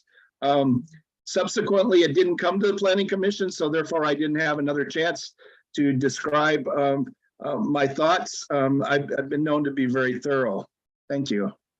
Thank you for your comments. Now taking public comment from 525. Good morning. Good morning, Leo Bennett, Koshan, Pollock Pines. I guess I have the title, Compliments of the Sacramento Bee, community or public activist. And in that role, I think it's very important to praise when things are exemplary. And from my perspective, this particular item is an exemplar of good governance. I am so thankful for Rob for providing background, which everybody can read, but some of us are verbal learners. So grateful for Lori and George providing insightful questions and representing the folks impacted by this. Raphael, I praise a lot, and so thankful for everything he provided in terms of understanding the big picture, the funding, the projections. So thankful to Craig, who added great value from the developer's perspective. And if I'm understanding correctly, it seems like the developer is adding some addition to that fair share, which is appreciated in terms of collaboration and future relationships. Thankful for a fellow member of the public, Chris, providing the history, and for Wendy summing up, which is exactly what I experienced. Such great collaboration and compromising, looking at the real world. And again, I think it was Craig bringing in how they brought to the attention of staff how Caltrans works, adding knowledge, and the homeowners association adding the financial piece. This is a little humor here. I've praised your probation department, who in my mind are the pancake folks, since I went to their open house and they provided that. I heard references to the gravy on the biscuit and frosting on the cake. So perhaps someday our board can provide an open house celebration, this intersection, something else, and I can experience gravy on the briskets, frosting on the cake. Thank you for your time. Thank you for your compliments, and you're making us hungry. Now taking public comment from Sue. Good morning.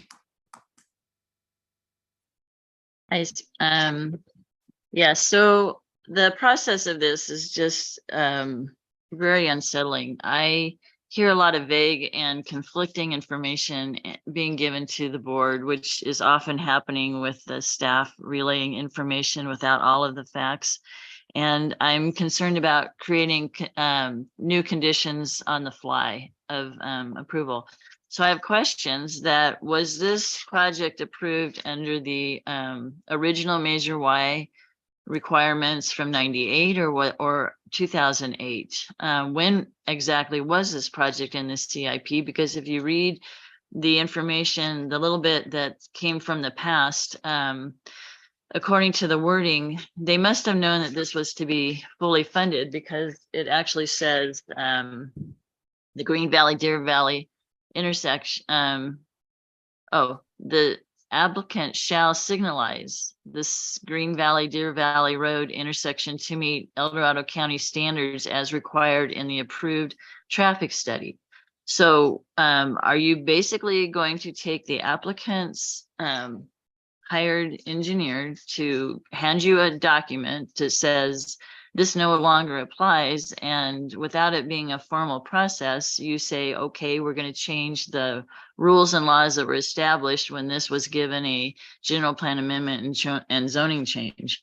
So I really have a concern with the process. This was continued and not followed through at the Planning Commission. And when you make changes to a condition of approval, the original hearing body is supposed to hear the item prior to the Board of Supervisors. So the other thing that I'm hearing is that the fair share, again, if we don't know when, there's nothing in the information that shows that there was any understanding that there would be a fair share, or perhaps there may have been a reimbursement, because I know they do those things, but I don't think that was a condition. But here's the precedent that I'm concerned about.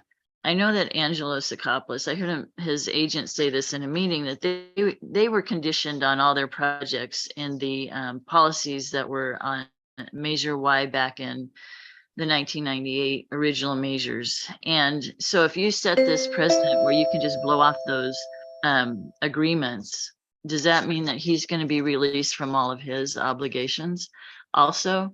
I think you need to continue this item until you can review the original traffic study and laws and policies that were in place at the time of these agreements. And what other projects are going to come along to pay for this? This was it, as you say, again. And so I just ask that this be returned to the Planning Commission so it can be fully vetted before coming back to the board. Thank you. Thanks for your comments.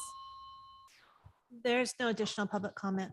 All right, with that, I will close the public hearing, and there were a couple of questions that I think will be helpful to get answered.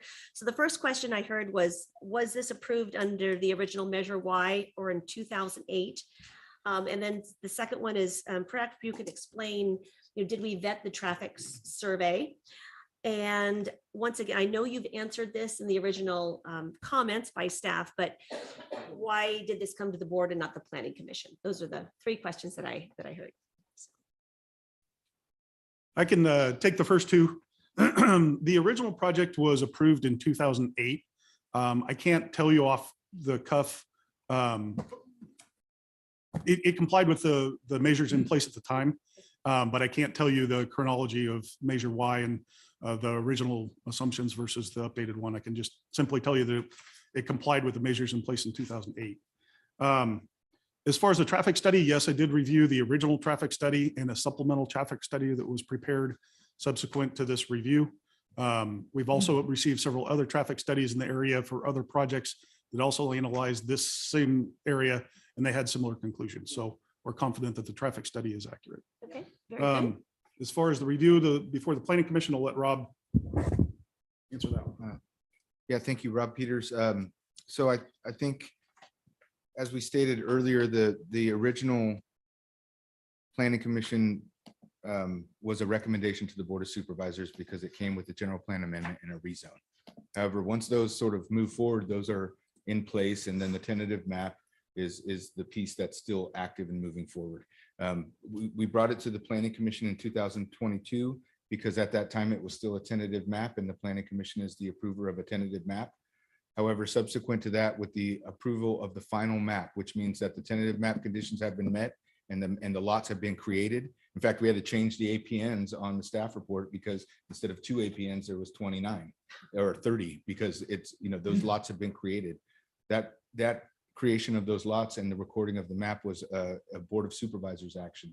And so that's why we brought this item back to the Board of Supervisors, because the language in the map or the subdivision ordinance says to bring it back to the original approver, which is for the final map is the Board of Supervisors.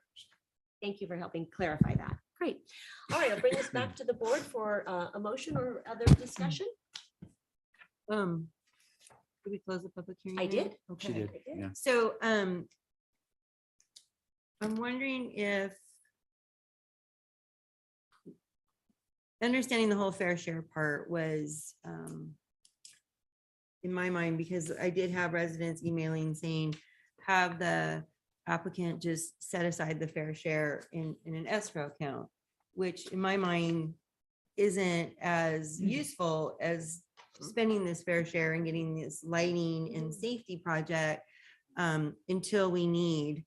So I feel that, everybody seems to understand it's about the fair share bit.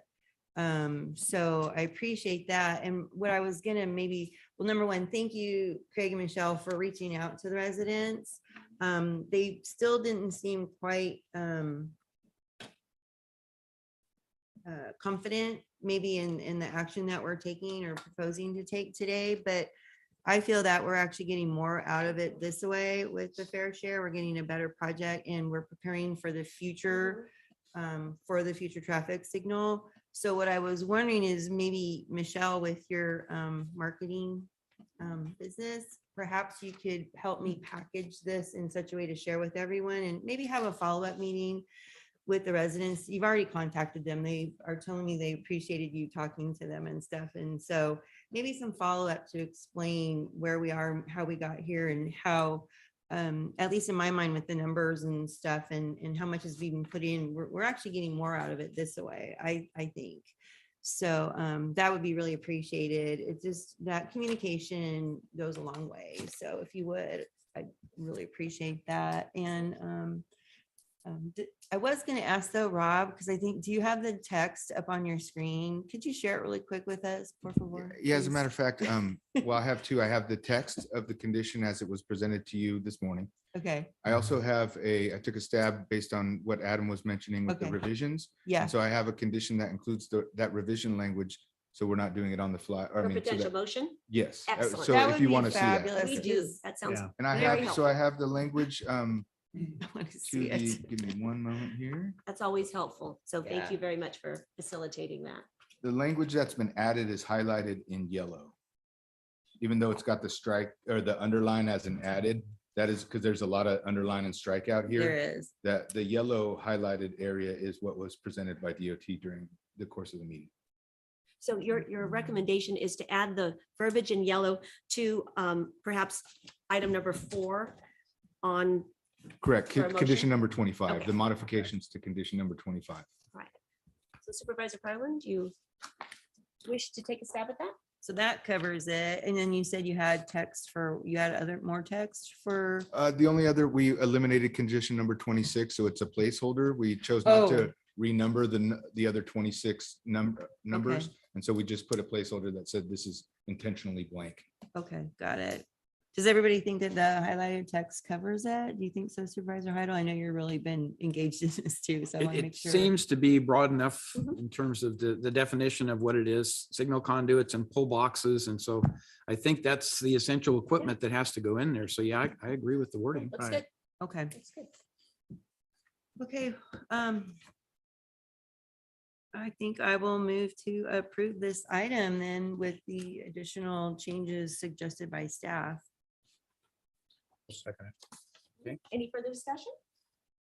Excellent. All those in favor say aye. Aye. Opposed? Motion carries unanimously. So thank you to our staff and the applicant for helping us work through a productive process and yeah, well done. Great. All right.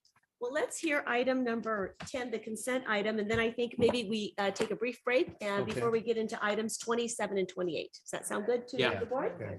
All right. Sounds good. Great.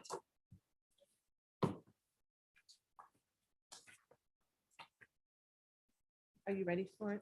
We are Okay. ready for item number 10 that was pulled off. Item the number consent 10 calendar. comes from Supervisor Thomas, recommending the board appoint Kara Sather as the District 3 member to the Community and Economic Development Advisory Committee with a term expiring 1/1/25.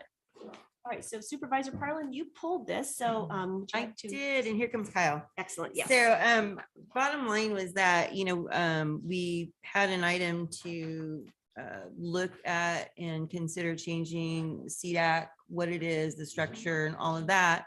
And created the ad hoc of the 2 board members and haven't really heard a whole lot here, formally as, and then I see that we're appointing somebody and I was a little like, wait a minute, why are we appointing somebody when I thought we were restructuring it? So that'd be good to get some clarification. Kyle, you're on the hot seat. Perfect. And before so we'll let Kyle come on down, and just as an explanation, since this is my recommendation for an appointment as a District 3 member of CDAC, before I did this, I had a commissioner resign. And so before I took this action, I did reach out to Kyle and, ask the same question that you did, because I hadn't heard either. And, where are we on CDAC? Do I need to wait for an appointment, recognizing that, depending on what the need is, I would maybe channel my choice to meet a direct need. And he said, actually, we're having a challenge meeting quorum as we're working through this process. Right. So it would be very helpful to have that seat filled. And that's why the appointment is before you today. So that was just a brief explanation of my process. But with Yeah. that, Kyle, we'd love to have an update on Yeah. where we are with CDAC. Yeah, good morning, Kyle Zillman, Morning. Economic Development. That's the actual story. We've tried to do this meeting twice now with the CDAC group. We've had several ad hoc meetings with Supervisor Turnbull and Hydal, with, trying to tee up this CDAC meeting to propose direction to them and then get feedback from the CDAC group and then come to your board to get final direction and sign off on what we want to do with the group. But we've had some trouble getting CDAC members. Since we've done that, we've had the idea was to keep the appointments that we would have from the board members to kind of keep that group small. And then we had a couple at-large members that were still in their term. Since then, one at-large member has expired out, so we didn't renominate that person, but then we were trying to get the board appointees in there. We're having some logistical troubles. We need to have 5 members present at the primary location. So one of our members is in Tahoe, and and we're trying to get him to come down, but it's, once we have the group there, we can have that second, publicized address up in Tahoe where he could participate remotely per the previous Brown Act rules. So it's just kind of a lot of stuff logistically trying to get this group together. So I did mention it would be nice to have an extra person to try to make these meetings happen. This is the 3rd attempt we've had trying to get this update meeting with the actual CDAC group. So Boy, nothing's easy, is it? My goodness. And as far as Kara, she brings just a depth of experience as a previous executive director of the El Dorado County Winery Association. And I think it's really helpful that recognizing that District 3 as a large ag community and recognizing this board's recognition that we always want to embrace our rural roots and being a rural agriculturally based county, that she will bring a unique perspective to CDAC. And that's why I chose Kara Sather. Supervisor Hurdle. Yeah, so I think we have provided some very high level discussions in the to and froms in terms of where that committee, the ad hoc committee is going. But one of the things that we've arrived at is basic definitions of representation that we think should be on the new committee, whatever it is, renamed or wherever we go with it. But one of the ones I think I'm strongly emphasizing is a representative from agriculture to make sure that we have their voice in the discussions, because it's a big part of our county. It's a big part of our economics. And so, Kara, I think fits that mold very well. So I can see the transition in this particular case probably being easy if we do bring it back to the board and ultimately decide on the specific type of membership we're looking for. So I welcome this change. I think it's going to get us to the point where we have a quorum and actually a meeting and share the ideas of what we've come up with, and then take it to the next step and get it back to the board here. So excellent. Yep. Any further discussion? Well, and I just want to make it clear that, because it is restructuring, and we said that when we started on this journey, that depending where it lands, these folks might be talking about, they might be in discussions that actually could end their participation in CDAC, depending on where we end up. So And that's just why wanted we- to make sure that was clear to everyone again. Yep. Yeah, that's why I tried to keep the the at-large member new additions down, because based on if it's industry specific, we didn't want to have to bring someone on and be like, Correct. actually, no. So, right. Yeah. And to your point, just so you know, I did meet with Kara after she submitted her application, and I did fill her in fully that CDAC is under, revision, and it may change. And so Perfect. she knows that fully. So great, Perfect. and is eager to participate in whatever direction. Yeah, So, one of the cool. things that John and I are working on and stuff, and with Kyle, was making sure that we have certain people in different positions and what they represent, especially when it comes to ag or forestry or vice versa. So anyway, that's what we're looking at. Great. Thank you, Kyle, for helping us know where we are right now with CDAC. Appreciate it. So at this point, let's move to public comment on this item. Now taking public comment on item number 10. Individuals will have 3 minutes to address the board. The timer will notify you when you have 30 seconds remaining to comment. Public comment will be taken first from those participating in the boardroom and then from those participating through Zoom. For those participating by Zoom, please make sure you unmute yourself when called upon. If you're joining the meeting by phone, press *9 to indicate a desire to comment. If you're joining by phone, press the raise hand button. Please voluntarily state your name for the record. Is there anyone in the boardroom that would like to speak on this appointment? All right, seeing none, let's go online, Kim. Now taking public comment from our online participants. Now taking public comment from Chris Payne. Good morning. Thank you, Chair. Thank you, Supervisor Parlin, for pulling this item. The recognition that Kara has had by her stepping up, I just wanted to emphasize that I met her during my participation in the Visitors Authority Visit El Dorado meetings, and she was very very good at public speaking. She has the background in agriculture. I think she will be a very excellent addition to CDAC. One of the things that I've said previously is that I'm sold that CDAC is an important part of our county. CDAC being the Community and Economic Development Advisory Committee. I know Supervisor Parland does not think so. She's Chris, do not put words in my mouth. Chris, I'm stopping right there. Stop putting words in my mouth. You did it at taxpayers. No, I do not appreciate Chris being putting words in my mouth anymore. About the subject, but certainly her breaking into my comments obviously it shows her side of this item. But again, I have been a proponent, have been on CDAC myself, have put a lot of time and effort into its success. And I look forward to the future of the organization as established by the ad hoc committee. Thank you for the time. Thank you. Now taking public comment from 525. Good morning. Hi again, Leo Bennett, Koshan, Pollock Pines. My first part of my comment is it's been a great meeting, and to me this is a learning opportunity. If something does get pulled from consent, what can be put in place in terms of your process so that it was not on consent, that it was in a different spot where this full discussion could occur. My second comment is to compliment Supervisor Parlin, both for pulling the item and for asking very well-framed questions, which helped me as a member of the public understand the bigger picture. Job well done. Thank you, everybody, for taking my comment. Thank you for your comments.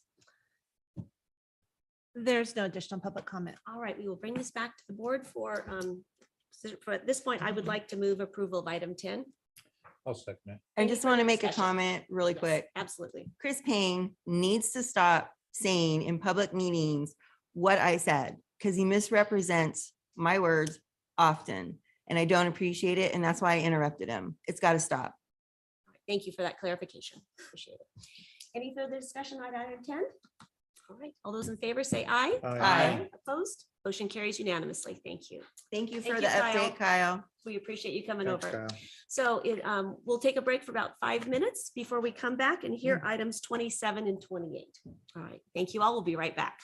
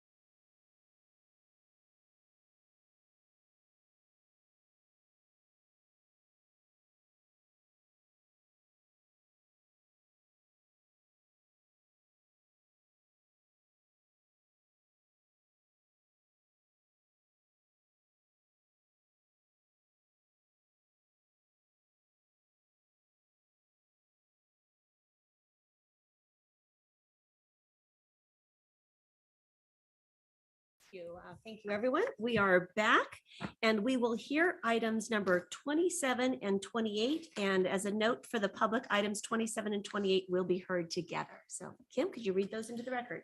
Of course. Item number 27 comes from the Department of Transportation recommending the board, one, pursuant to board policy A3, ordinances new or amended, conceptually approve a new ordinance to dissolve the Missouri Flat Community Facilities District and repeal ordinance 4785 and 4787. Two, direct staff to create a new county-owned special revenue account for depositing funds to complete the Missouri Flat Circulation and Funding Plan improvements. Three, authorize the Department of Transportation to temporarily utilize up to $5 million in Shingle Springs Band of Miwok Indians intergovernmental agreement tribe funds to fund the improvements. And four, direct staff to commit MC&FP funds as they are collected to pay back the tribe fund, noting that any payments for reimbursement agreements will be delayed until the tribe funds are paid back in full. Item number 28 reads, Department of Transportation recommending the board authorize the chair to sign a revised reimbursement agreement for the construction of the road widening improvement plans for the crossings at El Dorado, Missouri Flat, and Crossings Road. Right, thank you. Okay. Welcome back, Raphael and Dustin and Matt. Well, good morning once again, Madam Chair, Board of Supervisors. Rafael Martinez, Director of Transportation for El Dorado County. And as most of you recall, back in August 29th, the department brought before the board an item addressing a request by LLL&A Development seeking expedited reimbursement for improvements at the intersection of Missouri Flat and Headington. The board at the time adopted the upper limits on how that repayment, how high that repayment can go. And we essentially, item number 28 is exactly what the board had suggested that we bring back before you for signature and for approval. Although now in light of Diamond Springs Parkway needing funds to bridge the shortfall that we have for that project, and because that project is going to, one alternative is that it receive a loan from the tribe fund, which will also be paid back from the same funding mechanism, which is an MC&FP, that could potentially have interests involved and ramifications for how the department utilizes the tribe and the interest payment, and in full disclosure for the public to know exactly how those funds are being utilized by the department. We felt it'd be a good opportunity to have a full discussion as to how those repayments can go, the flexibility that we have, and how we can move forward with both projects and both reimbursements for those projects. So with that said, I will hand it over to Matt Smeltzer, my Deputy Director of the department, as well as Dustin Harrington, Senior Engineer for the department, to go over the Diamond Springs Parkway project, its importance, and then we can have a discussion on the funding. So thank you very much. Thank you. Yes. Morning. Morning.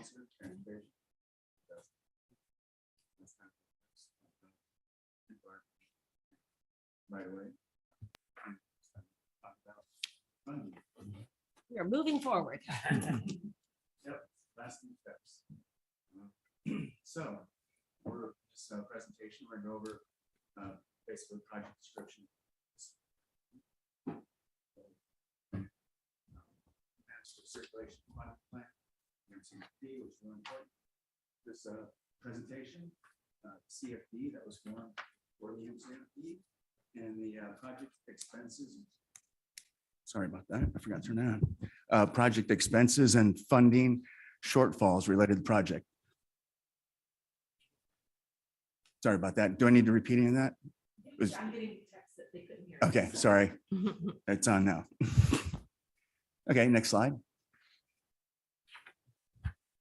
The project description, basically the purpose and need of the project was improve the safety and circulation in the area by connecting State Route 49 to Missouri Flat Road. for the large amount of traffic that circulates through the area to get to Highway 50 and other areas from the south to the north part of the county. And also really important was to relieve the traffic through the historic town of Diamond Springs. It was really one of the only solutions that was found through years and years of planning study. The historic town couldn't really take a road widening or much other improvements through there. So this was a way to mitigate that traffic. Project's broken up into 2 phases. Phase 1A is done. That total cost was 15.7 million, and that was completed in early 2022. It was done as a first phase of the project. It created significant safety improvements on 49. There are several driveways that were on 49 that now have their own little frontage road, which is much safer. And the intersections along that corridor also have been improved greatly. And now we're next is phase 1B, where as I mentioned last week, we're just finishing up the right of way for that, or a couple weeks ago with you, that discussion. And that next phase is to construct the 4-lane arterial that'll connect the 2 roads. And that total project cost is estimated at 38.1 million at this time. Next slide. And this is the project phasing diagram again. We showed this last time, and it does point out those traffic, the major traffic that'll come through there. South County and to US 50 is a big benefit of the circulation element. And there's the State Route 49 through the historic town of Diamond Springs.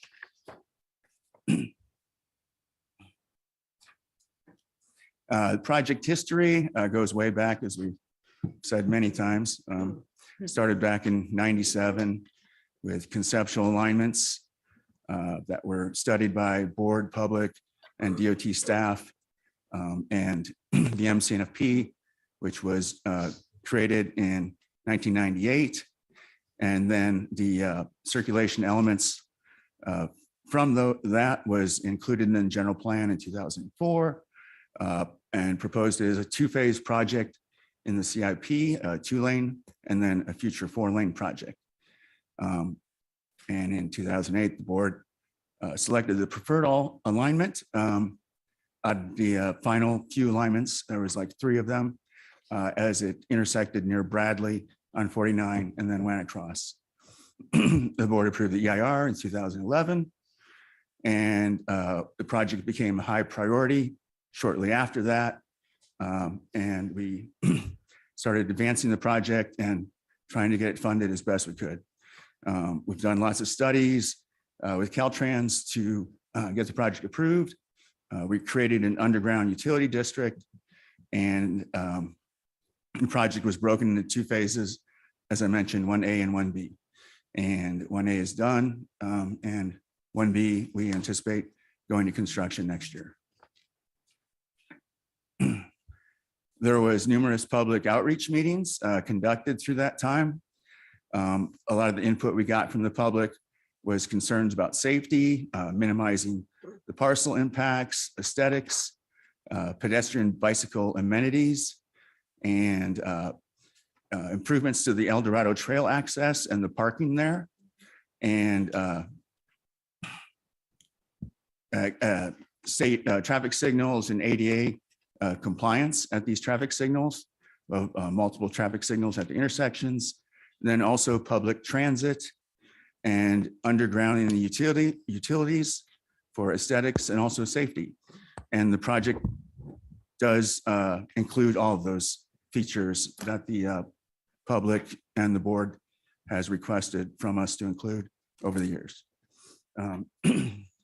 Now, I'll briefly go over the MCNFP. It was developed in 1998 to fund the improvements through this corridor.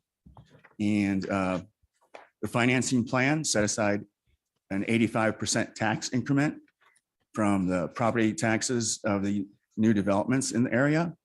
And it also created a Mello-Roos CFD so that if decided, bonds could be issued to help advance the project sooner to try and help beat the inflation rate. So. Excuse me. Next slide. Oh, here we go. No, that's good. Sorry. So along with that, the MCNFP, in order to create the bonding capability, ordinances were passed. And the 85% tax increment generated a special reserve account of 1.5 million that could be used for bonding, along with the property owners who were in the program to help pay back those bonds. Ordinance 4787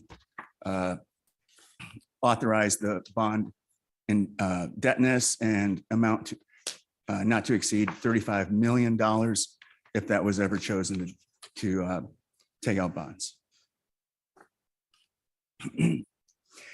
We are proposing today to dissolve the CFD. It was a pass-through for the total tax increment that was generated by the MCNFP and for those bonding purposes, as I mentioned. And as a component of the MCNFP, and the balance was made available, the 1.5 million. It's been in there for years. By dissolving it, that funding becomes available for use on the projects today. And there was, it would eliminate possibility of bonding in the future, but there hasn't been a decision to bond in the past. And now that we're wrapping up the project list, we don't foresee there will be a need for bonding in the future. We're able to advance the project with other funding sources over the years through grants and some tribe funding, and avoided the bonding and interest rate that would have been included with that.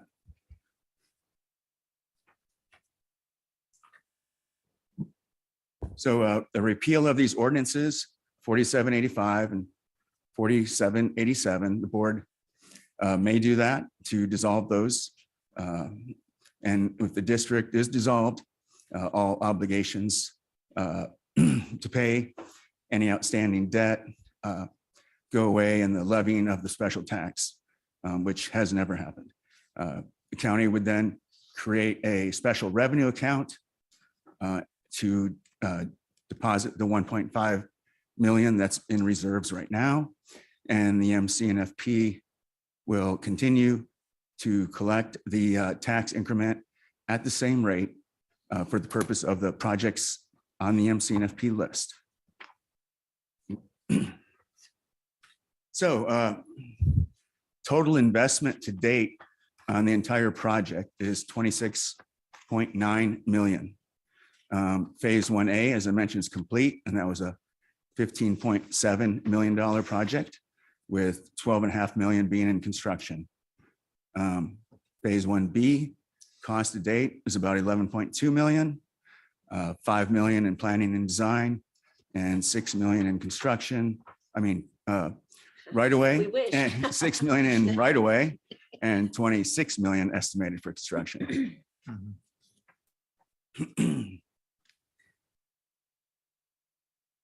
Phase 1B project funding. The traffic impact fees, Missouri Flat, MCNFP, tribe funds, utility undergrounding program, our STIP funding from Transportation Commission, road fund, shop funds from Caltrans, and local partnership grant also from Caltrans and the State Transportation Commission. And still we have unfortunately, a funding shortfall today.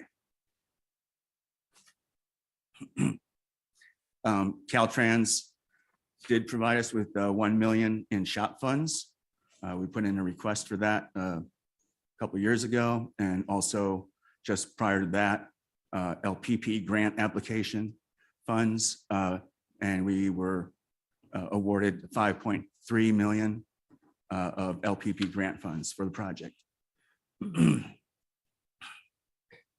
And the 1B project is scheduled with Caltrans and the commission to allocate those funds this fiscal year, 23-24. The construction contract will need to be awarded next summer to meet the conditions of those grant fundings from Caltrans and the commission. And again, we still have a $6.3 million shortfall, unfortunately, because of trying to keep up with inflation.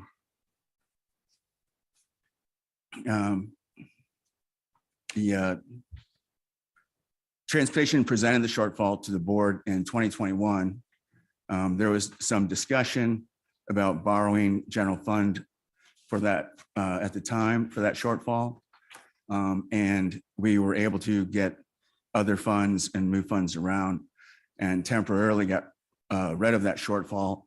But then again, inflation caught back up with us and the price of real estate and everything else. Today, we still have a $6.5 million shortfall. So we never did use that general fund back then. That was discussed in 2021. So to cover that shortfall, we've come up with, I think, a good strategy of freeing up the 1.5 million in reserve of MCNFP funds, and then borrowing tribe funds of 5 million. The current balance is 7 million, and then paying that tribe fund account back with the MCNFP annual tax increment revenue. It comes in approximately 1.2 million per year, and if it was just purely that payback, it would take about 5 years to pay that back.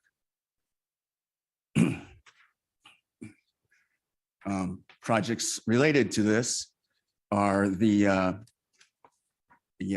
major project is the MCNFP EIR itself, which had the list of improvements for the area and generated economic development and businesses in the area. That was the whole goal. Was put in the general plan in 2004. We formed the underground district and got commitments from our utility companies to fund those portions of the project. The MRF, the material recycle facility, has done a major renovation and has put quite an investment in that site and are looking forward to these road improvements for their access. There's the Sheriff's Safety Center in the vicinity, the County Community Health Center, the old Depot Bike Park, and we plan to get the El Dorado Trail pedestrian overcrossing out here soon also, now that we received a ATP grant for the construction phase of that project. And of course, the various businesses that have developed around that corridor too.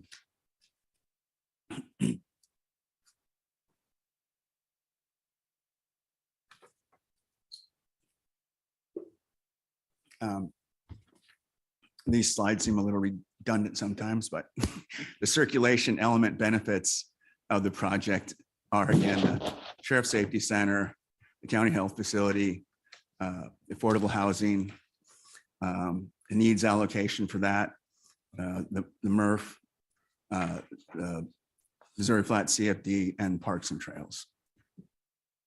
Now, we have several options we've laid out that some would include interest, some not. And some of these options relate to the combined payback of MCNFP funds for the Henningston Missouri Flat Road intersection improvements that are being refunded also through the MCNFP, a portion of that project. So what you see before you here, oh, let me back up. You just heard Deputy Director Matt Smeltzer explain to you the importance of this project for the region. It's for the emergency evacuation of South County. If there is ever a fire or any other emergency in the area, it's for the circulation in the region. And that's why this project has been in the works and in design and in planning for over 10 years. for over 20 years. I'm sorry, apologize, 2 decades. And so then there has been a lot of effort and a lot of blood, sweat, and tears put into this project. Because yeah, it has had a lot of complexities, not just in property acquisition, but in soil mitigation, in alignment, in benefits, in involvements with other projects.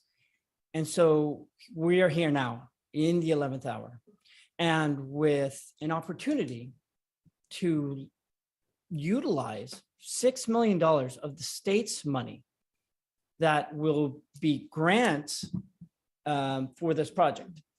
As Matt stated earlier, that if we do not move forward with this project and advertise an award by next year, we will lose that grant opportunity of $6 million, of which our shortfall will be well north of $12 million. Today, we're coming to you with a shortfall of approximately 6.5, of which we feel we've got a plan as to how we can fund that shortfall with alternatives, either repaying back our local discretionary funding with interest or with not.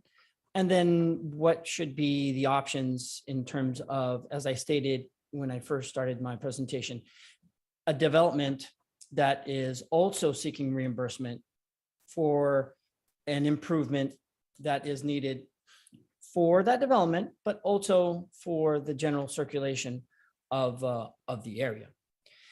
So that's what we are here before the board today, to have that discussion as to how we move forward with the repavement of both the loan that would be utilized by the Diamond Springs Parkway from the Tribe Fund to bridge the gap in our shortfall, and then it get repaid back, because that is funding that is utilized for the Department of Transportation for various reasons, of which could be maintenance, could be grants, leveraging. And so we have 2 different slides explaining those options. The first one was more of a written one. This is here is a graphical one explaining how those options work. One is to utilize the tribe, actually the first 2, option A and B, with interest payments back to the tribe. And then options C and D are without interest payments to the tribe.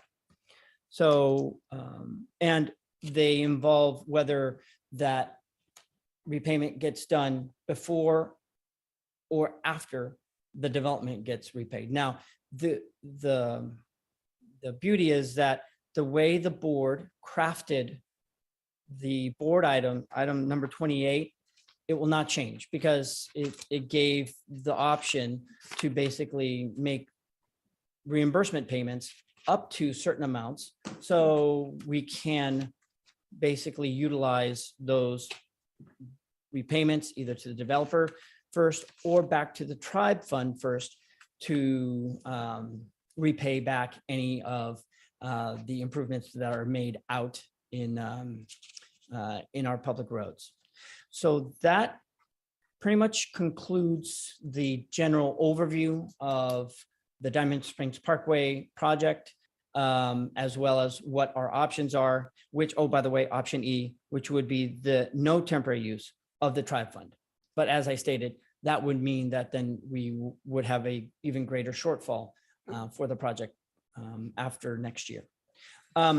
So with that said, my staff and I, as well as fiscal, are here to answer any questions that you might have, either regarding the project itself.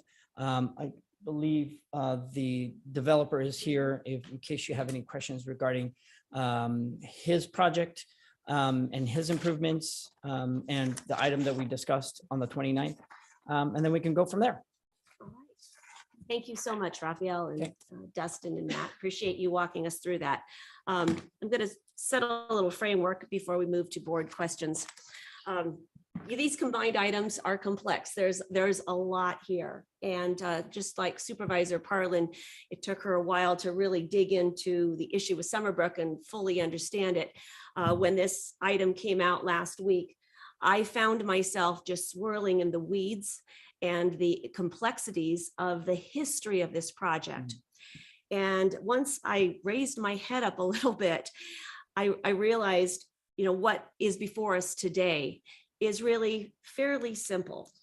The primary issue is, are we going to construct the Diamond Springs Parkway or not? That we are at a point of decision today. And that's rather exciting, actually, recognizing that this project has been 27 years in the making with over 23 years of community engagement on this. I mean, when this started, I had toddlers and they're now in their 30s, for Pete's sake. So, I mean, that puts this into context.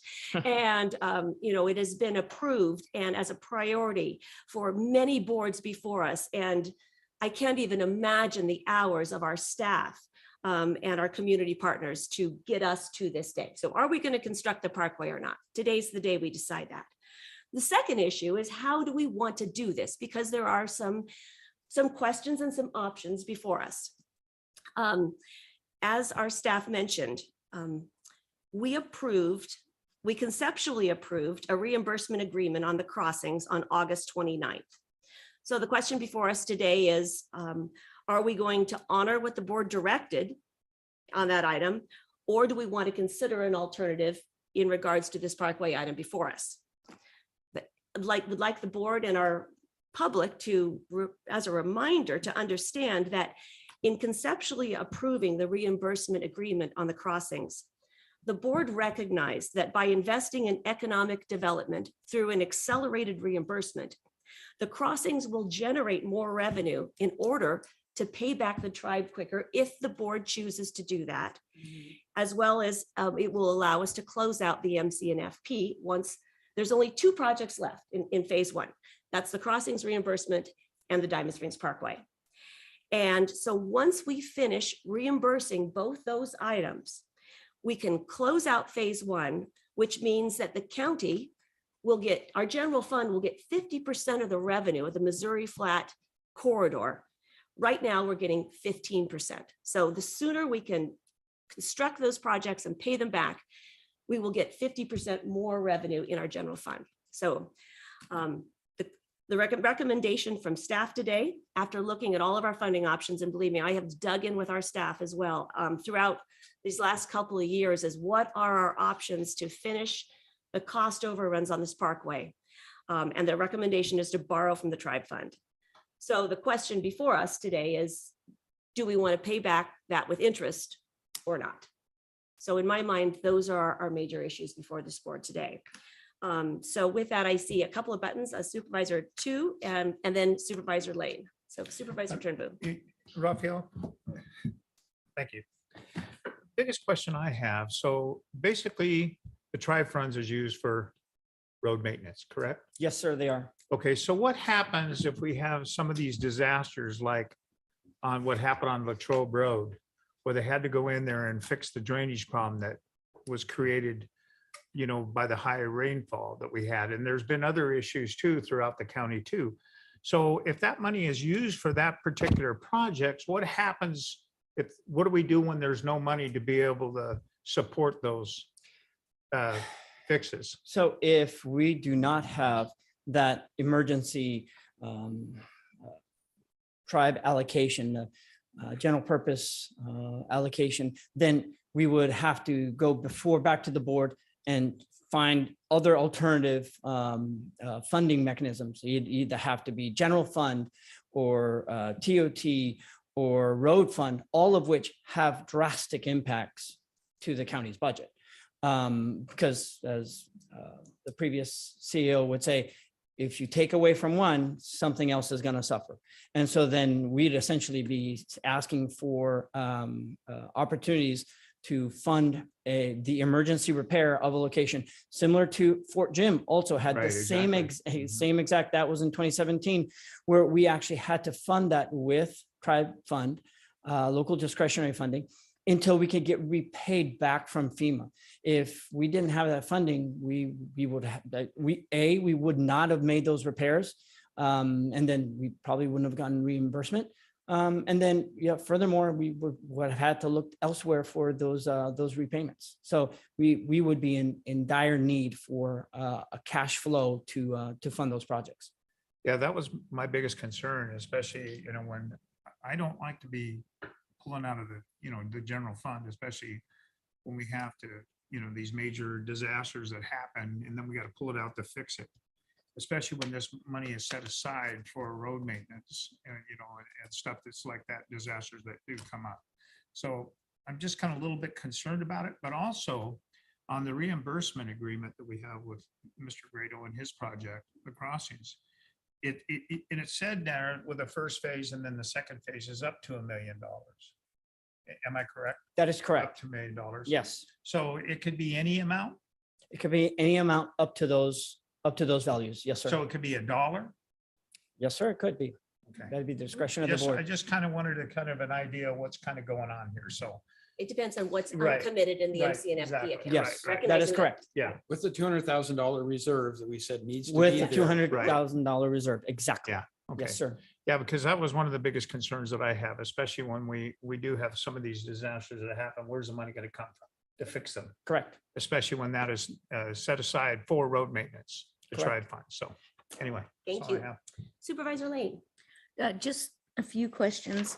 Under project history, you mentioned that in 2004, project phase 1 was included in the CIP, and then in 2007, phase 2. Is there a phase 2? Yes, to Diamond Springs Parkway?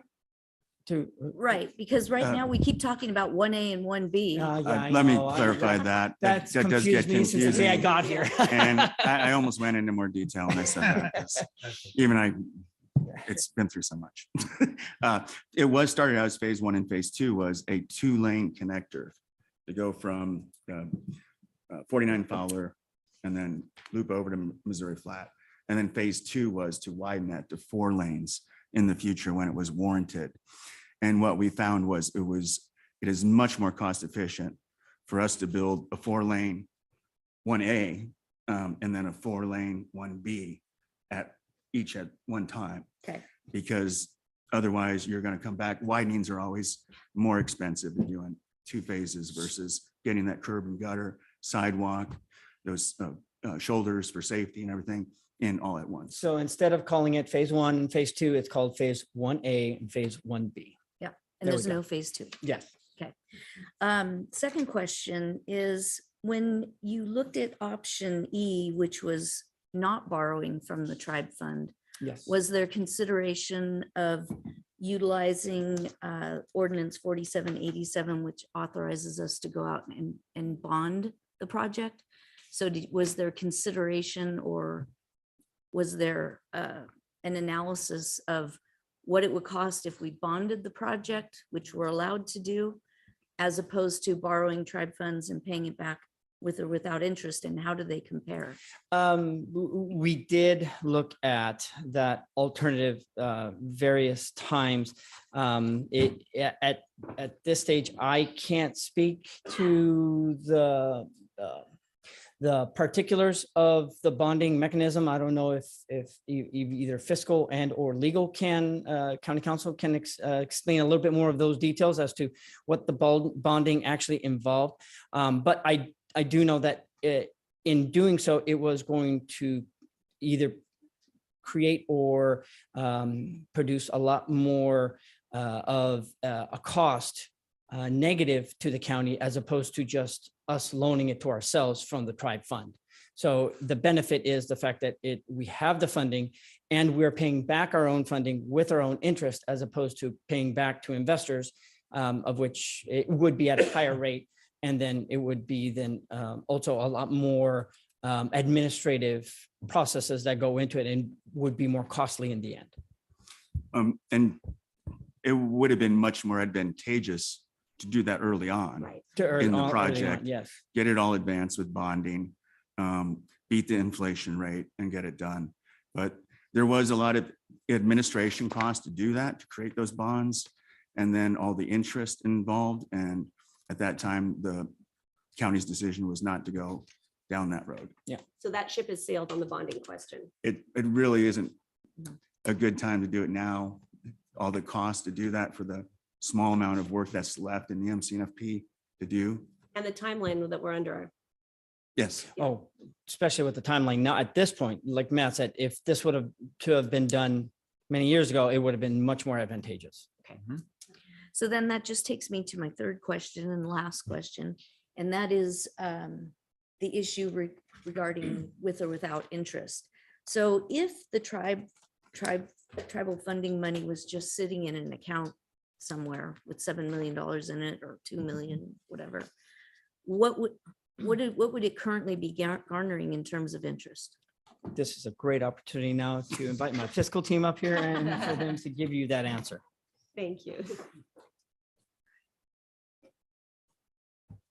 Good morning. Thank you so much for being with us.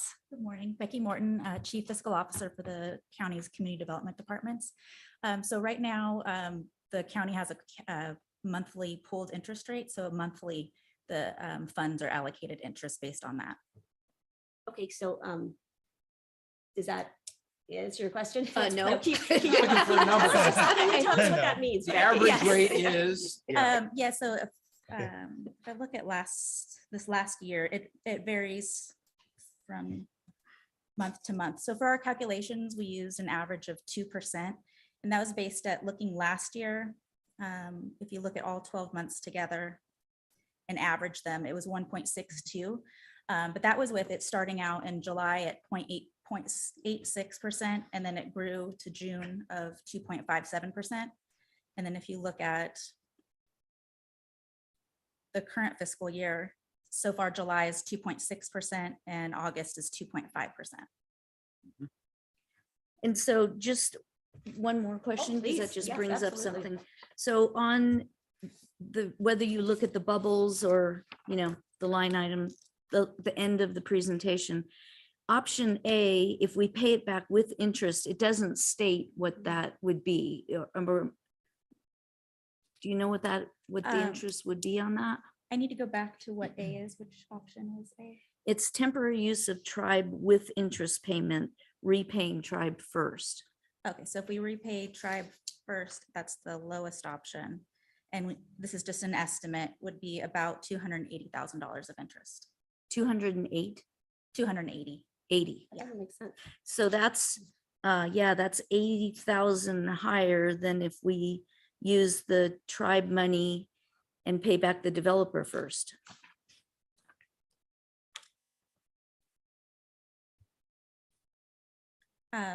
It must be because the amount of money is more to pay back the tribe than to pay back the developer. Yeah, sorry, I must be confused. So can you just clarify what the A was, just to make sure I'm. Temporary use of tribe with interest repayment and repay the tribe first. So that means it would get paid back faster. So that's why Yeah, so that there's less interest money in rate the looks lower. NCNFP to have to get paid back because the tribe's getting paid back quicker. So that's why it's lower. So if we pay the developer. But it's higher. You just told us 280,000. That's option C, sorry. That's temporary use of tribe funds without interest, and that would be without interest and repaying the tribe first. The notes on there says that that would have been a loss of 280,000 that the tribe would have seen if it was paying interest over that time period. So, okay, so option A is the same. It means if we pay them back with interest, we pay back the 280,000. Am I getting that now? Yes. Okay.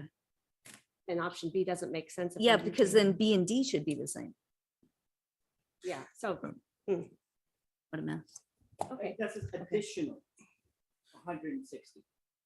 An additional on top of the 280. I'm sorry, so that's. where- This is just not real clear. Yeah, I'm sorry, yes, so the- that's, so there would be an additional 160 on top of the 280. But one is with interest and one's without. I don't know. This doesn't make sense to me. So the bottom line is, are we going to pay the tribe back interest? I guess, Or not. right. Yeah. And what it is, we don't know.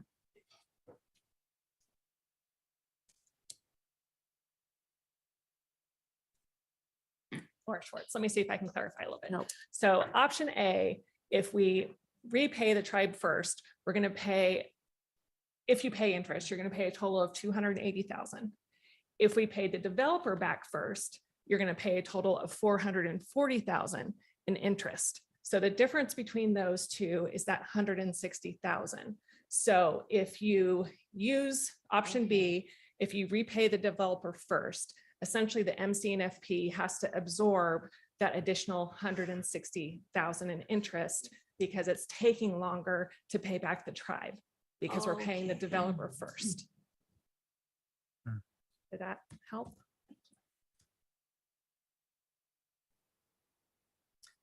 So if you pay it with interest, there's two options. Pay tribe back first, it's going to cost you 280,000. You pay back the developer first, it's going to cost you 440,000. The delta is that 160. So it's just whichever you pay back first, you're either going to pay 280 in interest or you're going to pay 440 if you pay interest. And to be clear, though, that either 280 or 440 will come out of the MCNFP. Correct. Right. Yes. Correct. And go into the tribe. And that defined interest rate is? We use 2%. We just kind of 2%. took an average that this is just an estimated amount. We have, it'll be based on the actual pooled rate. Okay. Because interest rates have been fluctuating fairly Right, right. wildly. So we did a conservative estimate at 2%. Okay. Does that clarify, Supervisor Lane? I'm going to chew on it a little bit more, but it's Okay. clearer. It's clearer, yeah. The- Thank you, Laura, for helping. you. And Becky, thank you. The interest part does get a little confusing because of the different options, so many different options. Okay. So A good thing follow about this up, is, though, Matt, really quick, just to follow up on this thought though about the interest is if we were to go with one of these with the interest, are we going to fix an interest rate? Or are we going to do the fluctuating thing? We're going to fluctuate. So Based on the, right. so these are estimates. So These it's are just- estimates. yeah, These are estimates. exactly. Okay, these are estimates. Okay. Could we fix it if we wanted to? I'm just asking because to me that would be Is the prerogative of the board? Yeah. okay. It could be your prerogative. It could Okay, be. just throwing that out. Okay, there. we could fix. All right. Any Okay. further questions, Supervisor Lane? Not right Not now. right now. Thank you. Okay. All right, Supervisor Heidel. Thank you. I've got to go back in history here a little bit, just so I have a clear understanding. In the past, the board had asked DOT to look at advancing $3 million in funds designated to the road for a new courthouse and 2.219 million currently designated for capital building replacement and deferred maintenance. And I'm guessing that because the statement is unfortunately, we were unable to identify alternative sources of funding other than tribe funds, that both of those funds that were suggested are restricted and can't be used for No. loaning money. Is that the difference? That was I believe that no longer became an option for us to utilize. Why? Can you answer that one? When the board suggested That's it. one of the weeds I had dug into earlier. Yeah, Yes. I'm still curious as to the why. The 3 million has already been used. So that was swept Okay, either last year or the year before. And which was the other? we didn't build a component? road to a new courthouse, so how was that used? Because that was just a discretionary designation. It wasn't specific to that. It was just money set aside just in case. Well, it So- says so- designated to build. Right. So It it's was set as- designated, right? A designation is basically something that the board, it's discretionary revenue that the Right. board can set aside. The board determined it was either last year or the year before that we weren't going to build that road. So that money was swept into the general fund and it was used for other So purposes. it went into the general fund. No, Okay. I can further clarify. It was specifically allocated to DOT. This was a year Yes. or two Right. ago Right. for purposes of meeting the board's policy, Road the 6 maintenance. million for road maintenance. So maintenance. not just swept to I the I haven't general been able to fund. connect the dots. I be just want to make allocated sure I for can road connect the maintenance. dots. Okay. Yeah. And then the funds that were designated for capital building replacement, deferred maintenance, we're saying those have been expended to a large extent as well? Well, we just had a very large jail project that you Understand. approved. Yes, yes. So, yes, those. That Fund we- is quite depleted at the moment. We did not pull that 2.2 that the board previously authorized into the Diamond Springs Parkway. No. That never happened. No. Right. Right. Okay. I just want to make sure I close the chapter and where those recommendations ended up. So that helps me a whole lot. The other thing I had a question on, we're being asked to basically close the existing CFD because that frees up the $1.5 million that's been held in reserves. Yes. So my understanding is when we talk about the $200,000, we want to make sure is retained in MC&FP as a minimum value, that is not part of this $1.5 million, right? Because we No. talk about reserves or whatever, and Yes. they're two different buckets of money, right? That is So correct. by dissolving the current CFD, that $1.5 million is freed up to apply to this project. Yes. Where otherwise it wouldn't be. That's one of the primary reasons for Correct. going to a new CFD, right? Yes. But the new CFD would not allow bonding. That's the way I'm reading this. It wouldn't be a CFD anymore. It wouldn't, Yeah. a CFD would not be necessary. It would just be a special revenue account that the MC&FP funding would go in then specifically for the use of the projects that are in the MC&FP program. Okay. And that would leave with the scenarios they run in the cash pro forma with the Headington payback and this and the 2% interest. They show that we'd always leave a reserve of 200,000 and there's a safety net in the MC&FP. And then also the cash pro forma for the tribe is in there. And the lowest that would get is about, I think, 3.2 million it shows in there until it starts to build back up again. Okay, so we're getting away from the CFD, no bonds, and obviously we can go back and ask, well, why weren't the bonds ever issued? But I agree, it's past time to consider that. And I guess the other thing is, I believe Prop 218 would require voter approval of a bond measure before it could be put on as a special tax. And looking believe at where that we is are, correct. is that true or not true? Good morning, Danny. Hi, good morning. Danny Van Nicola, Deputy County Counsel. So it's yes and no. It's always a complicated question. Okay. Now, for the Melrose districts, they are special districts. They are excluded from the debt limit. However, they by statute do still require a form of voter approval for the issuance of their bonds. But so if we were to form a new CFD, they would have to comply with, there's a notice and hearing procedures, and there is usually by statutory reasons that's all set out. But debt, any special tax does always require voter approval. The bonds, proper special districts are not subject to the constitutional debt limit, but the special taxes are subject to that. So Okay, I've read information on general bonds and everything, and so it is a bit confusing. It 'cause is. I always came to the conclusion it had to be voter approved, but yeah, okay. it is admittedly confusing, and it's a complicated constitutional provision, because even when they talk about bonds, they talk about general obligation bonds. But then by case law, there's various types of things that we still call bonds that are not sold to the public. They're not called debt for various reasons. Sorry, they are sold to the public, but they're not subject to voter approval because they're not debt for various reasons. And I could rant about that for a while, but I would bore everyone in the room. But there's that other option there. All right. So I understand that then. So I just want to make sure it's clear that there is not a bonding opportunity here, that time has come and gone. It's way behind us. So really, the only alternatives that we've been able to define is the use of tribe funds as a loan to make this happen, right? I'm just trying to narrow the level of consideration because we were in different places in the past and we seem to have arrived at this, I think, with some very profound understanding of what the options are. I personally believe we need to move forward with this and get the funding done, but I don't like to deplete the tribe funds to the extent we're talking about. I just don't like that, but I guess we don't have all their alternatives. So that's what it comes down the to. gap is so small now, like I was saying, it's not worth bonding. We're talking $6.5 million. When the MC&FP pays that back, the MC&FP was set up to pay 50% of this Parkway project, phase 1 and phase 2, to address the existing deficiencies. And with this plan, I've added it up, both phases. This will pay for, MC&FP will pay 45% of the cost of both phases of the project with this plan. The tribe, there was a lot of tribe used on the first phase. And that was to get it out in a timely manner. And that was a decision by previous board. With this plan, that large percent over the entire project, both phases, is 18% tribe. So, and then the Caltrans funding we got in this phase is almost 20% of the 1B budget that we have. So I think it's a good, sound financial plan.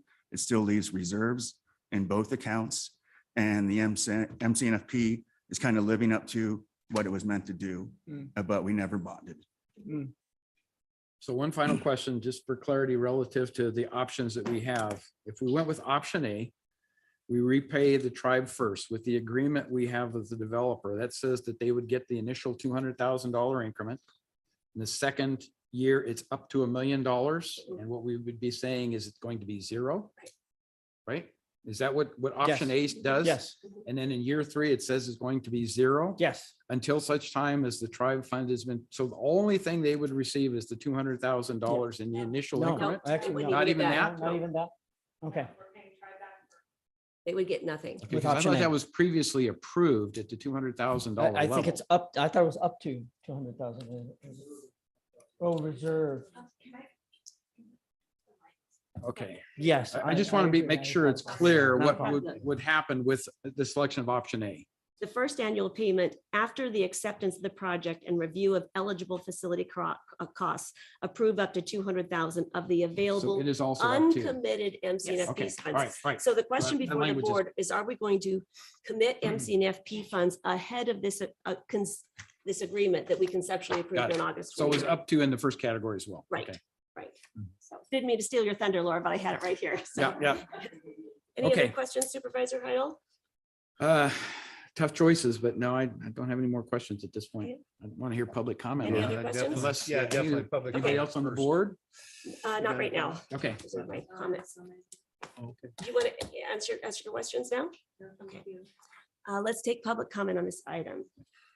Now taking public comment on items number 27 and 28. Individuals will have 3 minutes to address the board. The timer will notify you when you have 30 seconds remaining to comment. Public comment will be taken first from those participating in the boardroom and then from those participating through Zoom. For those participating by Zoom, please make sure you unmute yourself when called upon. If you're joining the meeting by phone, press *9 to indicate a desire to comment. If you're joining by Zoom, press the raise hand button. Please voluntarily state your name for the record. Before we start public comment, I just want to say I'm going to reserve the right to invite the project applicant or the crossings up at a later date for a further explanation if the board needs that. So in addition to public comment, so I just want to let that At a later date or later time? at a later time. Okay. Not a later time. Right, right. Later time. Okay, thank After you. public comment, Should we perhaps, need right? further clarification? So should we reserve that right? Anyone else in the boardroom wish to speak on this item? And seeing no boardroom participation, now taking public comment from online participants. Now taking public comment from Chris Payne. Good morning, Chris. Good morning, Chris Payne, Diamond Springs. For all reasons stated by staff, the Diamond Springs Parkway Phase 1B should be built. So if we were breaking down the points of this discussion, that's the first thing that I emphasize. That there is no blight in this area. Why I bring that up is because that was discussed back in the 1990s, whether or not there was blight. There was an idea that there would be a specific plan possibly that was tossed aside because there's no blight. MCNFP was the choice. It has survived all these years, and here we are today with the notion that we're going to dissolve the CFD and create a special revenue account, and which identifies, and I think that's the point, second point that I want to say, the importance of tribal funds. So therefore, based on the discussion, I believe that the tribe should be paid back first. This takes care of some of the concerns about if we don't have the tribal money, what are we going to do? Well, if we pay back the tribe first, and I would say with interest, so that we're getting the full effect, then that way, if any emergency does come up, let's say in year 2, year 3, year 4, that would be money that would be there for us to be able to utilize. Screen 15 and 16 of 18 of the PowerPoint identifies related projects and circulation element benefits. I think it's important to emphasize that if this project doesn't go forward, then you don't get the related projects and circulation element benefits, which our community deserves, has been waiting for, and should get. So therefore, by not approving the development or the construction of phase 1B, we don't get the related projects and circulation benefits listed as identified in the staff report. This is a creative approach. I think Matt Smeltzer, I would say, is the most knowledgeable individual in the room right now related to this subject of what approach to take financially. Or for you to deny that, I think would be a big mistake. He knows this project, he knows the funding, he's answering your board's concerns. Thank you for the time. Thank you for your comments, Chris. Now taking public comment from Sue. Good morning. It would be nice to clarify which item are you talking 27 and 28? Because we are hearing them together. okay, so that's really not, then I should have 6 minutes, but I won't get it. So I'm reading the MCFP, and that this whole policy was to put in place for the development, the commercial developers to pay to pay for the roads in the Missouri Flat area. And if the money, and basically, I've never found the benefit for this project since 85%, and it's really 100% of the sales tax that those places are generating go into the MFCP that still cannot fund the projects in that area. Yet we're going to front money of when we can't even generate the money from these projects to build the projects. And the 1 point, if you read, if somebody took the time and you've got counsel giving you information without even reading the history of this intent, where you have Heidel saying that we don't want to, bonds are going to have to be approved. Well, the bonds are already allowed for in the MCFP. And that's what the 1.5 million is, a cushion to protect the county from what you're doing right now. So it says no debt shall be issued until sufficient development has occurred to fund debt service and other CFD expenses from the proceeds of sales and property tax derived from such development. In addition, the county will set aside a supplemental reserve fund equal to 1.5 million to provide security beyond the normal debt service reserve and approximately 10% required for Melrose bond issuance. The fund will be built from increment sales and property taxes accruing prior to the first bond issue. So if the developers are wanting those and needing that infrastructure, the bond should be put on them and the liability, not the county. And you're doing everything you can to relieve the developers from those obligations. And this is a huge step. This was put in place in 2002, and this is phase 1. And you talk about phase 2, which was illegally implemented because Measure E had a clause that you could not allow for that unless it was put to the vote of the public. So I think you need to vote no on this. 28, I don't know, that's a whole nother item. I wish you had convoluted the two, but how long is it going to take the MC? Oh, and the other thing that needs to be clarified, you're talking about paying back the tribe. Are you talking about paying back tribe funds that you're borrowing from, or the actual tribe? Are they actually going to lend us the money to do this? That this county with this board is going into this much debt is ludicrous. I have never seen the kind of debt that you guys are talking about putting us into, and not knowing the toxic waste that you're looking, that you don't know what's on that land. Thank you for your comments. Appreciate it.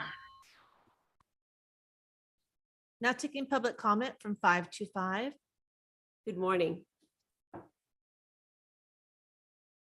Hi, Leo Bennett, Koshan. Fascinating conversation. Good luck. Lots of complicated details. I would hope you answer Sue's question. My understanding is that this is an intergovernmental loan between different funds, so you're not, technically going into debt as an overall entity.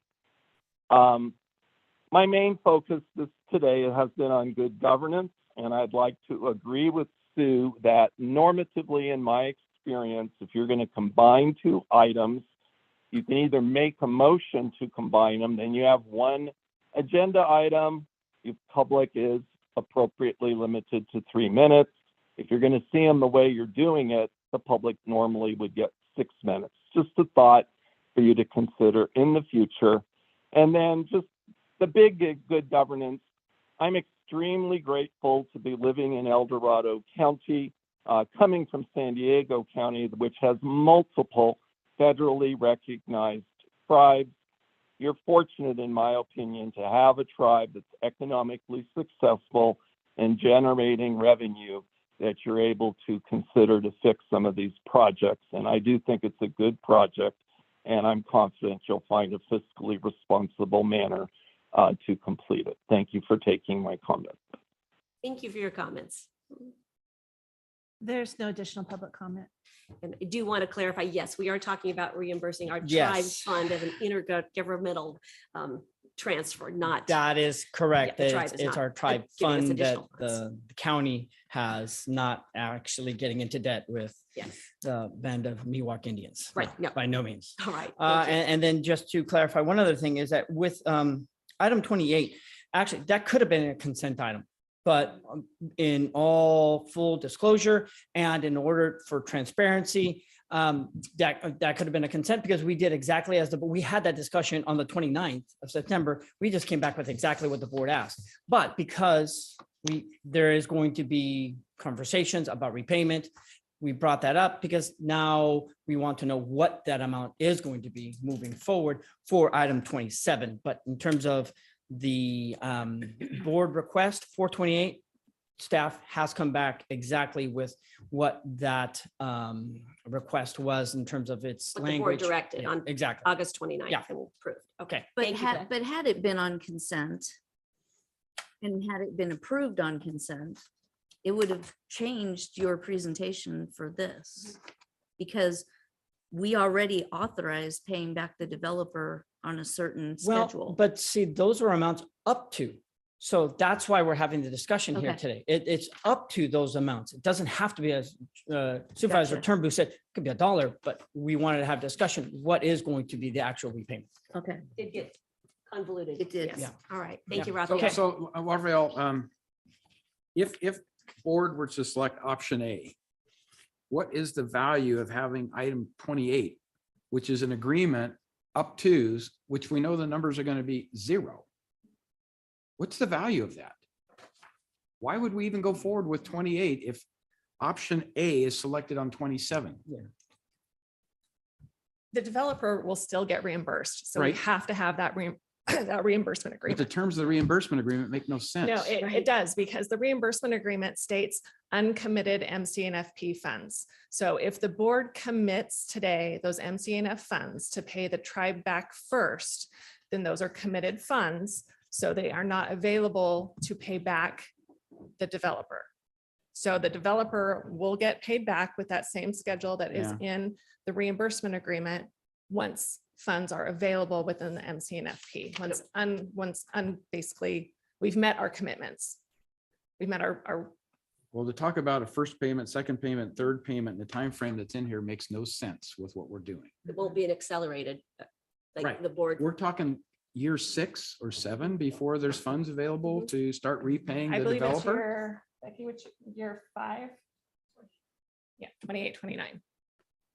That wasn't our intent. Yes, and then that's typically how. Which Which wasn't the board's intent. I know. Yeah. It just seems like we should be modifying 28, the agreement, not to mislead people that that's what the payments are going to be up to, because we pretty much, if we decide option A, it's pretty much going to be 0 for the next 4 years plus. So Yeah. that's Thank you for clarifying. All right. That's why I brought that question up to Raphael. Supervisor Pearland, do you have any comments? Yeah. Okay. Fundamental question, very fundamental. If we didn't have that grant, because I think that the reason that we're pushing so hard on this is that that grant has a deadline. There's a deadline, right? Yes, What's that? if we don't go to advertise an award by next year, we lose that grant. So- Both those grants. Right. And so that's truly what's driving us to try this urgency, correct? Yes. if we didn't have the grant, we would allow the MCNFP to build like it has been and then pay its way as it goes, could, which was yes. intended. Okay, I just want to make sure I understood that right, because I kind of don't like, Supervisor Heidel kind of alluded to this, being pushed into finding the rest of the money, the gap money, and dipping into funds that, you know, we've kind of, I mean, the history on this project, you guys, is so long and convoluted. And, you know, last night I was trying to figure out, what do I say today? Should I say anything? I woke up this morning and it was just kind of a cathartic exercise to put all my thoughts on a piece of paper that you guys really don't want to hear. But I will say that much like the project this morning, you know, when these projects take so long to get through, it feels like a bait and switch.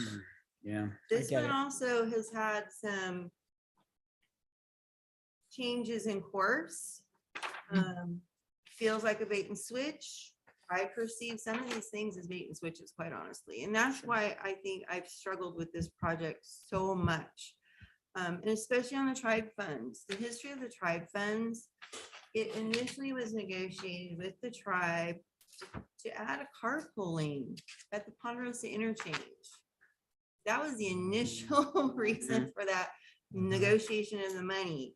And then as soon as we were told that a different pot of money was found to fund the carpooling, those funds were, bam, diverted. There was an amendment to the agreement and they all got diverted up to Diamond Springs Parkway.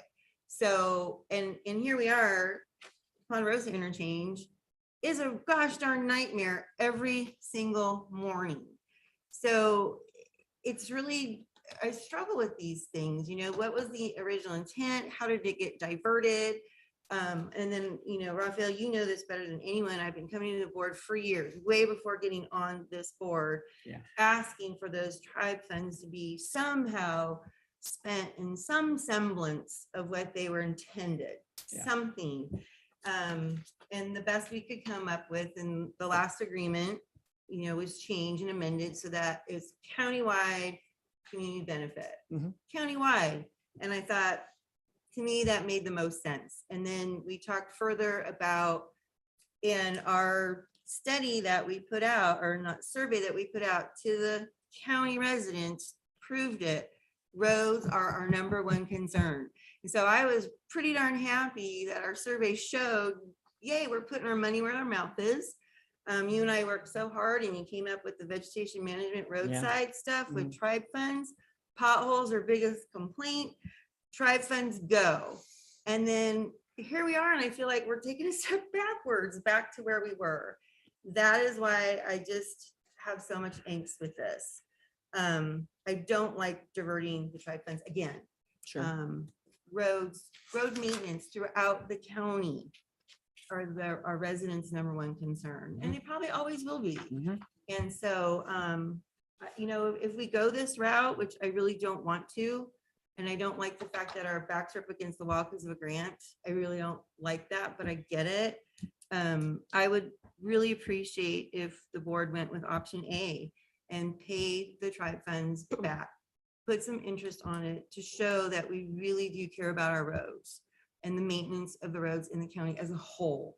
And I hope that in the future, the county doesn't do something like this again. If there's an opportunity to bond a project early on, get her built, you know, and stuff. We should have done that. We should have done that. Well, not we. The board should have done that. I agree. Don't blame it We on didn't us. have that prerogative. Instead of this patchwork, I Lessons mean, learned. we would be in a very, and you know, I know hindsight's lovely, I get it. But I think financially that just would have been, the county would be in a very different position. So, again, I'm really not liking this at all. But if we have to go in a direction because of the grant deadline, that's really why our backs are against the wall. I'm gonna go with option A and support that. Okay.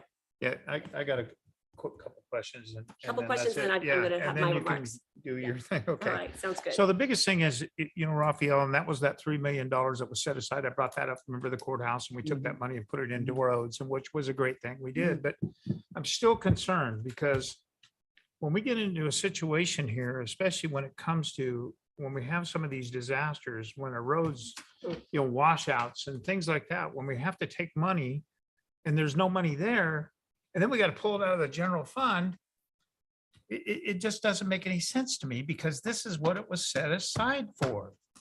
You understand what I'm saying? Yes, sir. And that's my only biggest concern, because we've had a lot of those things happen before, and especially when we can't wait for FEMA.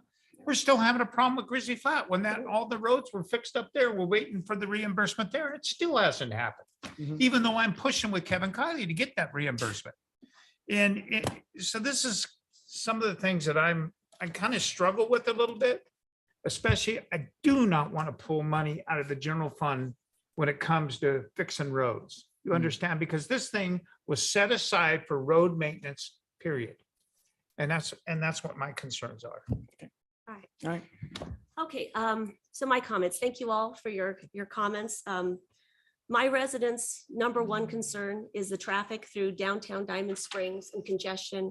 And I believe my residents' number one concern, along with your residents' Yeah, number one concern, especially safety. is evacuation. Right, exactly. And what would happen in the event of a wildfire or Wildfire. emergency that we Mhm. have had time and time again in our county? What would happen if we don't have sufficient road network? And so here we are. We've spent $26.9 million, 27 years, and we are at the point where we can go to construction on the Diamond Springs Parkway next spring, which will greatly alleviate congestion through downtown Diamond Springs. It will build alternate evacuation routes in District 3 and District 2, which is absolutely critical. And those issues and items weren't even contemplated as a benefit to the project when this was originally established. It will, cure known deficiencies. It's identified in our general plan for circulation, and we are ready to go. I understand how critical discretionary road money is, especially given the declining revenue of our county. So I understand and share that concern. I do have a direct question, Raphael. I just want to make sure the tribe funds slated, are the tribe funds slated for any particular project?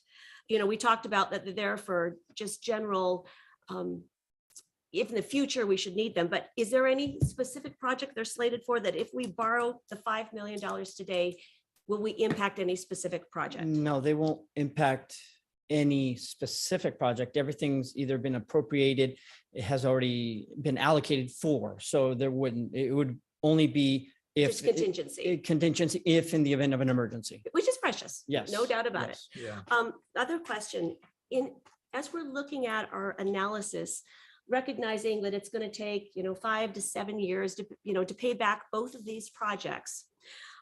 Does our analysis of revenue projections taken into the MCFP take into account the additional revenues on the corridor that will be generated from the Crossings project, recognizing that, there's already new development in there. He has leases, development is moving forward. So does that take into account those projections? I do not believe it does. No, It doesn't. does not Okay. believe. So no. we don't know the degree to that, but there will be additional revenue to pay back Yeah. both of these projects, which is a good thing. And the quicker that the crossings can get up and running, especially perhaps with even his second phase that has additional revenues, the quicker this would be paid back. So I have, hearing my colleagues' concern, I have a compromise that I think might be helpful. And that is to pay them both back concurrently, 50-50. And that will allow, we already approved a reimbursement with the developer. But I understand the board's concern with this item, recognizing that we want to pay back the tribe as quickly as possible to preserve discretionary revenue. So, Kim, I believe I gave you that alternate motion that I have vetted with county council, just so you know. So we're not doing this on the fly. I don't want to do that again. And let me just, I'll read it. So my motion would be that we move staff's recommendation on items 1 and 3. And then on item 4, directs staff to set aside 50% of any funds that are available in the MC&FP account on a yearly basis to be transferred to the tribe fund until the amount transferred from the tribe fund for the purposes of financing the Diamond Springs Parkway 1B in this item is repaid in full, including interest, and another 50% of said funds to be available to make any payments required under the reimbursement agreement of CIP project 361050066, the Missouri Flat widening from Plaza Drive and Headington Road, until all obligations in the reimbursement agreement are satisfied. Then commit all MC&FP funds in the MC&FP account to fully satisfy the repayment to the tribe fund, including interest. So that is a motion that I will make today, and I'll see if I have a second, then we can have further discussion on it. I'll second that for the purposes of discussion, and then I want to offer an option as well, and that is that maybe we consider Supervisor Parlin's point that we could set the interest rate, and maybe we would just set it at 2%. Okay. Just so there's clarity. Yes, so both places where you talk about repayment of tribe money, including interest, we would just say 2%, including interest at 2% APR. Any further discussion on this? When would we estimate then the tribe fund would be fully reimbursed? What year are we talking about? Year 7 from today? Because we're shifting money back in terms of repaying his tribe. So yeah, we pay 50/50 until the crossings would be paid off first because it's a lesser amount. It's 2.1 million. So, I mean, they paid back concurrently, and then all of the MC&FP would go to finishing the tribe, the reimbursement of the tribe fund. But consistent with the agreement, which is up to $200,000. Up to that first increment. for the So it first wouldn't increment. be 50/50 Yeah, in the first it- year. It wouldn't I be, mean, exactly, up you are to. correct, you are correct. Right. It would be the Constrained by it that. would be the second one. Right. And then, so for right now, we are approximately collecting 1.2, right, Matt, in terms of revenue Yeah. for? Yeah. MC&FP? Yes. So so Okay. you're talking about 1.2, that would be equal amounts. I'm assuming that's what you're saying, that then 600,000 would go back to the tribe, and then 600,000 would go to the developer. That basically equates up to the $1 million. Right. And so then, like Supervisor Thomas said, their amount is less, approximately $2 million. So that's going to get repaid back in about 3 years, maybe a little bit less, a little bit more. And then after that, then full amounts of about 1.2 would be going straight to tribe. I'm assuming, is that what you, are Yes, you, now I have okay. a clarifying question on that. Recognizing that the crossings project isn't going to be done till next year, and then there's a year waiting period. Yeah. Yes, that is true. Okay, so the question then is, which I didn't think about before, when will we start repaying the tribe funds back? Here's Danny coming up. Just one point of clarification, there's not a year waiting period. There'll be a period after the development is done.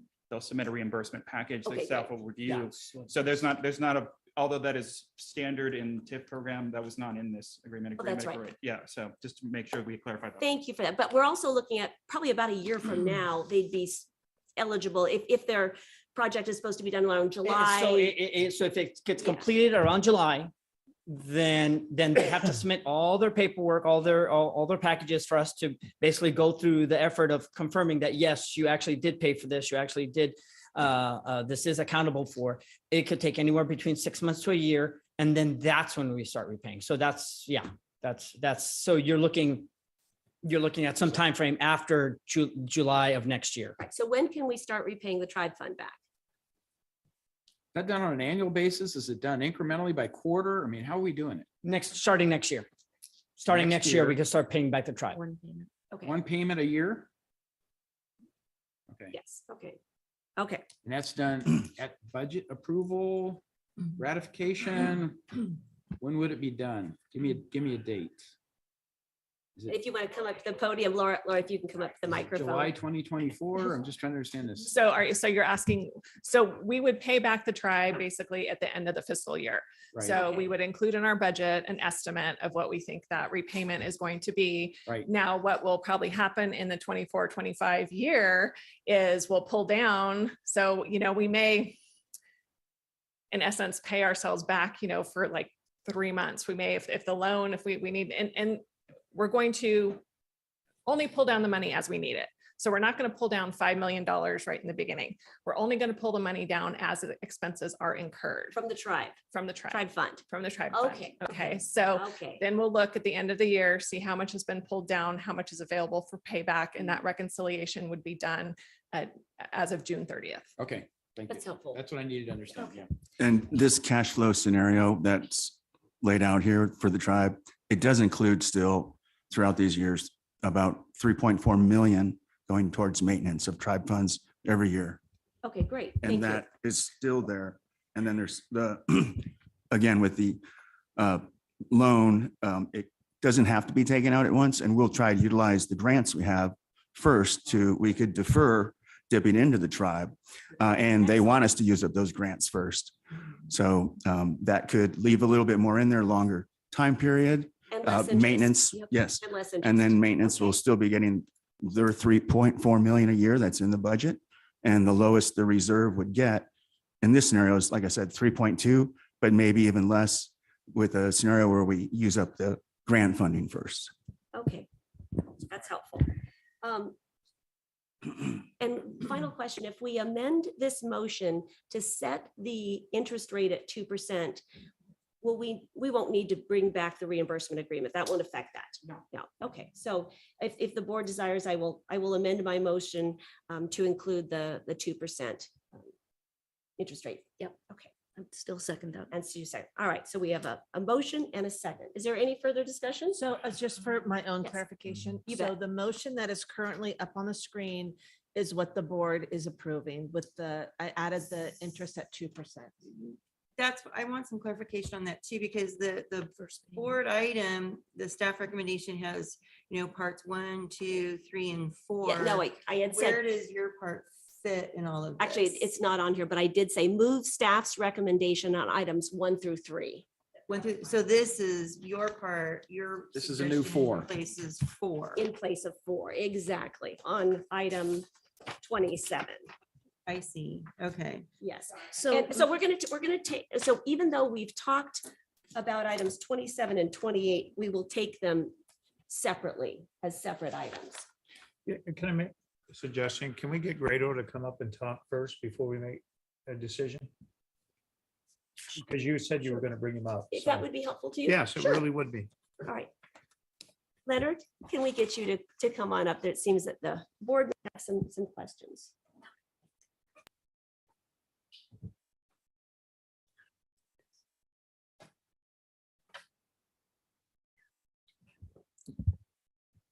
Good morning, Leonard. Thank you morning. for being with us. All right, Supervisor Turnbull. Yeah, I just want to know, how do you feel about this? What do you think should be?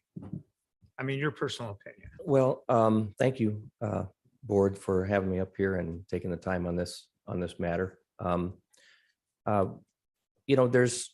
think there's a little bit of, in my own mind, and I've been around the MCNFP since it was begun, okay, and been involved with properties along Missouri Flat Road, et cetera.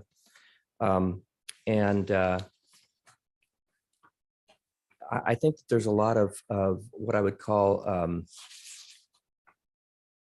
a little bit hazy or cloudy with respect to how this all goes together, because when terms are made like pay the tribe back, pay the developer back, those are very kind of nebulous terms, because what we're doing, or what the county is doing, and I know you guys all fully understand it, is you have a fund in your general accounts called tribe that you're borrowing against, if you will, to do this work. And then you're basically making a journal entry to pay it back when you have funds again. It's not like it's a loan that the tribe is making to the county. I think it's really important for that clarity to be there, as well as these aren't funds that are just being paid to a developer. This is a reimbursement to the developer of funds that he has borrowed to build a county road because the county doesn't currently have the funds available to do it. In order for his project to move ahead and be a retail project that will be beneficial to the community, to the tax base, and ultimately to the developer once everything's paid back, hopefully. But I think that it's a reasonable compromise. I mean, when we were at the board last, and knowing that there would be a reimbursement coming, we finalized agreements and we are actually under construction on the work as of yesterday morning. So storm drains going in, road improvements are going in, traffic signals have been ordered. All this stuff is moving ahead. So I think that one of the benefits of doing the project concurrently with the Parkway, and I am a 100% supporter of the Parkway. We have a small retail project at that corner of Fowler and 49. I've got a lot of friends that live out 49. And it is the only, I think, well-used term gridlock in the county is that road in the morning and in the evenings going through Diamond Springs. I mean, if you're at the fire department, you want to make a left turn onto Pleasant Valley, good luck after 3 o'clock. It just won't happen because that road is totally impacted. And I believe that it negatively impacts the businesses that are along Pleasant Valley Road there, because if you can't get in and out of them, it doesn't work and it hurts them. Okay. And along with the life safety issues, they're huge getting out of the South County. It would be terrible if there was a fire out there. Fortunately, Grizzly Flat went further east and didn't come more toward town, or it could have really been bad. It was as it was. But I could support what's been proposed. I was unaware of what was actually coming out because the way it was, it's like, well, I don't know why I'm here today because it looks daunting.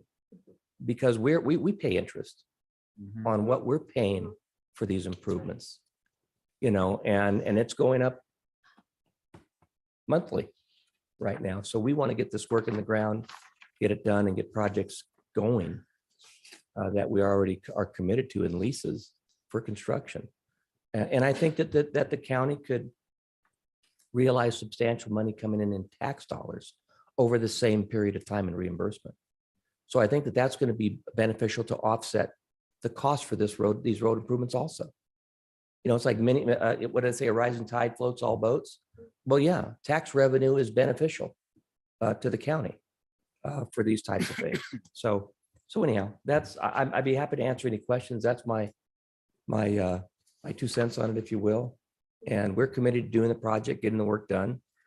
And we would anticipate literally, I think, other than signal arms, within the next 90 days, the roadwork's going to be in place, just waiting for traffic signal arm.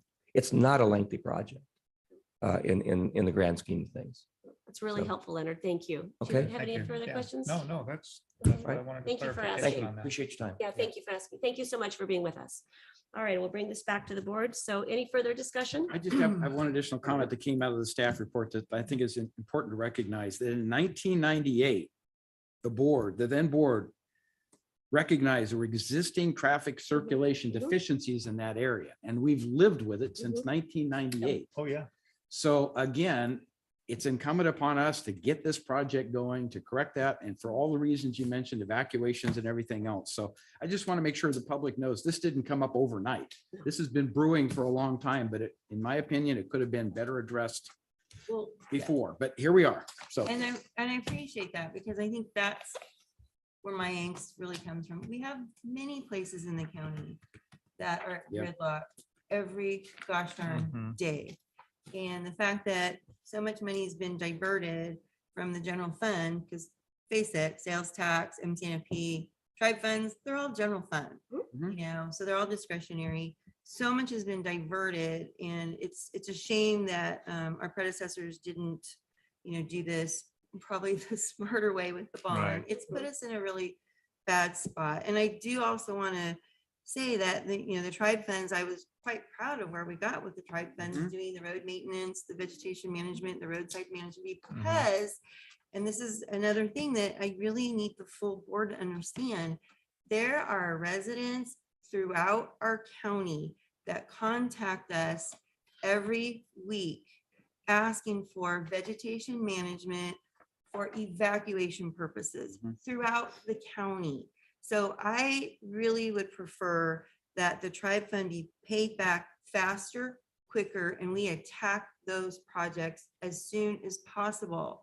It's, you know, we've had fires in our county and our residents are terrified for the next one. And the vegetation keeps growing. It just does. And we need to take care of it. We need to address it. So that's why I'm really pushing, you know, if we have to dip into tribe funds, because we want to take advantage of this grant. I mean, that's where it's all this domino thing. But I prefer that we stick with option A, pay back those tribe funds as soon as possible, and really hit it hard on the roadside vegetation so that the residents throughout the county feel better about our evacuation routes throughout. I think we owe it to them for that. And that way we also get the road in. If you're talking about evacuation there, we have evacuation concerns throughout the county. Yep. Please. I appreciate your comments. Once again, this is a large population area, and this will be actually an evacuation road and an evacuation route. Yeah. That would be built though, Wendy, is what I'm saying. I recognize that. Yes. But replenish the tribe funds first so that the rest of the county gets the benefit of their evacuation routes. I understand what you're saying. We've also committed and through our OWAPR, there's lots of opportunities for grant funding for vegetation management projects. I think it's also important to note that the fact that we are repaying the tribe funds back with interest is a recognition of how important they are. As a reminder, the board a couple of weeks ago, last week actually, allocated $15.5 million more from our designation of capital funds to get the jail project over the finish line, recognizing that that project had cost overruns because projects take a long time. We're not paying back that fund with interest, even though we have tens of millions of dollars of designated capital projects that are needed. So I think the board taking this action today recognizes the importance of the tribe fund. It also honors in economic development in our county that will help repay back this mechanism so we can close it out and get more general fund dollars through economic development in the MC and FP area. So we have a motion and a second on the table. I'll make a second motion. Okay. I wasn't prepared, but I should have been, to approve the matter as recommended by staff and using option A with a 2% interest rate. Okay. Is there a second on that motion? I'll second that. All right. So any further discussion? I think under discussion, because I think you make some very good points, Supervisor Parlin, about other needs in the county, and those meant a lot to me to hear that.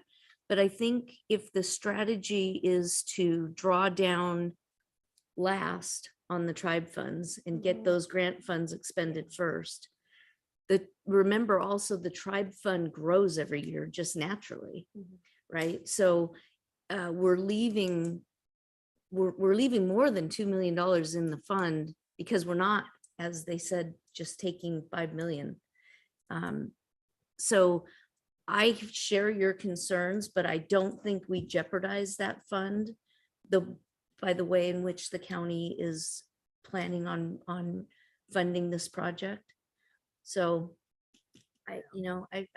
it's a difficult one. It is difficult. Yeah. I agree. And I appreciate the thoughtful discussion. It's 12:15, so let's move forward here. So let's take the second motion first. Kim, if you'd like to read that. A motion was made by Supervisor Parlin, seconded by Supervisor Turnbull to approve staff's recommendations as far as 1 through 3 for item number 4 to choose option A with a 2% interest rate. Okay, let's do a roll call vote. Supervisor Lane, how do you vote? No. Supervisor Hydal, how do you vote? No. Supervisor Turnbull, how do you vote? Aye. Supervisor Parlin, how do you vote? Aye. Supervisor Thomas, how do you vote? No. Motion fails. All right, so let's take the original motion. Yeah, the original motion. Do we need to read that again or? No. Okay. We had it up on the We screen. had it I on think- the I think screen. we All all right, understand. so let's take a roll call vote on the original motion. Supervisor Lane, how do you vote? Aye. Supervisor Hydal, how do you vote? Aye. Supervisor Turnbull, how do you vote? No. Supervisor Parlin, how do you vote? No. Supervisor Thomas, how do you vote? Aye. All right. Motion passes. The motion passes on item 27. So then on item 28, I move staff's recommendation on item 28. I have one comment, I'll please. second it for discussion. Okay, for Further discussion. Yes. Under the statement, it says third reimbursement payment. Is there an estimate there representing the remaining balance due? Seems like this is going to roll into an additional payment. Do we want to clarify that language or leave it the way it is? And because Mhm. it implies the third payment's the final payment, Right. and I don't see that happening. Right. So is that still okay? Okay, clarification on that. We should use the same up to language. The agreement was drafted with the intent that it was all available unencumbered funds. So that's how it was put together. Right. I'll leave it to legal as to whether or not we need to redefine that, given these parameters. I think the intent is clear, but it's a matter of whether or not the legal specifics we're comfortable with. Okay, great. Let's get thank you, Danny, for clarifying from the board. Is the item before us okay as is with the board's direction today? Or do we need to amend it? I believe it is, because so if you look at the reimbursement agreement, what it talks about that whole schedule, it uses the term of the uncommitted MC&FP funds. That is defined to be the amount left over after the $200,000 reserve and any set asides or any other reimbursement. So if the board in your previous motion on 27 created a set aside in that account, that's still going to be calculated. That I think it will still work out. And this is not uncommon for some of these reimbursement agreements to sort of continue beyond that. It's not, we have other, it happens in the TIF program too, where even if you set out a schedule of payments, things wait for what is there. So we'll just keep moving along. So you don't think it'd be preferable to state up to $1 million like the previous, like the Yeah. second reimbursement payment is? Because to me, that makes it much clearer what the amount of monies would be, and with the 50% number, you can calculate what it's going to be. Sure. It's at discretion. I don't think it's absolutely necessary, Okay. but it's certainly at discretion of your board. If you would like to direct that staff make that change and then sign it afterwards, we could do that. But that's, I'd leave it up to the board. And I just want to echo Danny's comments. I do agree. I think that it's drafted in such a way that it doesn't necessarily require what you're suggesting, Okay. though I do certainly appreciate that it might provide some greater clarity. I do want to note, in addition to the language that specifies that the reimbursement is only from the uncommitted funds, there is some general language that addresses what happens if there is insufficient funds to make the required payment in a given year. Okay. So if you just give me a moment, I can go ahead and read that to you so you understand. It states, it's in the same section 8 where it describes the reimbursement payment schedule. And in the paragraph below the schedule, it states, if in any given year there are insufficient funds in the uncommitted MC&FP to make payment, the county shall make quarterly payments thereafter as funds are available in the uncommitted MC&FP for an additional 20 years after such regularly scheduled payment until final payment is received in full. So that's kind of the default rather than position. annual payments, they Quarterly. become quarterly. Is It that the stretch, change? but it potentially stretches out. So until such time as there are sufficient funds in the uncommitted MC&FP. And Okay. that is fairly standard language that we see in our reimbursement agreements to accommodate, whatever other commitments there may be for that particular fund. Again, one thing to bear in mind with this agreement, as well as our other reimbursement agreements, these aren't general obligations of your general fund or any other fund. They are intended to be obligations only of the designated fund from which the reimbursement is to be made. So it's Correct. the language there is intended to ensure that only that fund and only the uncommitted portion of that fund is obligated for the rebate. Thank you for that. With that in the record, I'm good with this. Thank you. Perfect. All right. So with that, let's have it's been moved and seconded. Let's have a roll call. Quim? No. No. Aye. Aye.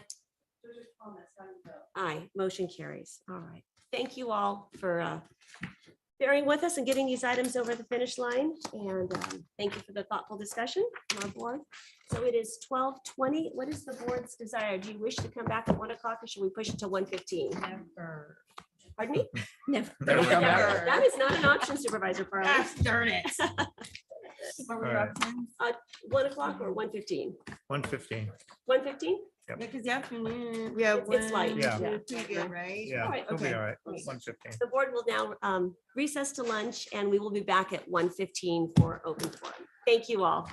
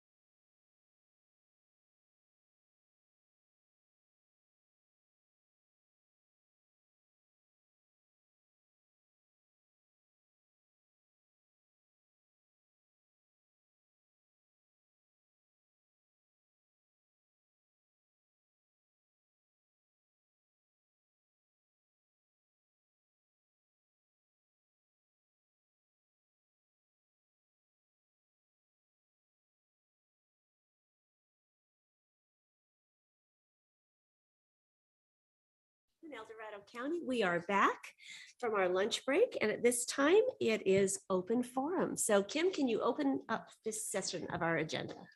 Now taking public comment on open forum. Individuals will have 3 minutes to address the board.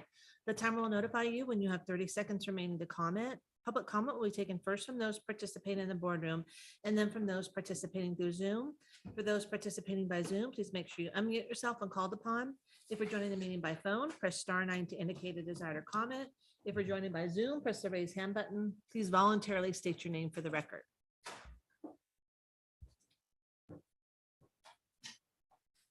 Good afternoon. Good afternoon. Dean Getz, El Dorado County taxpayer.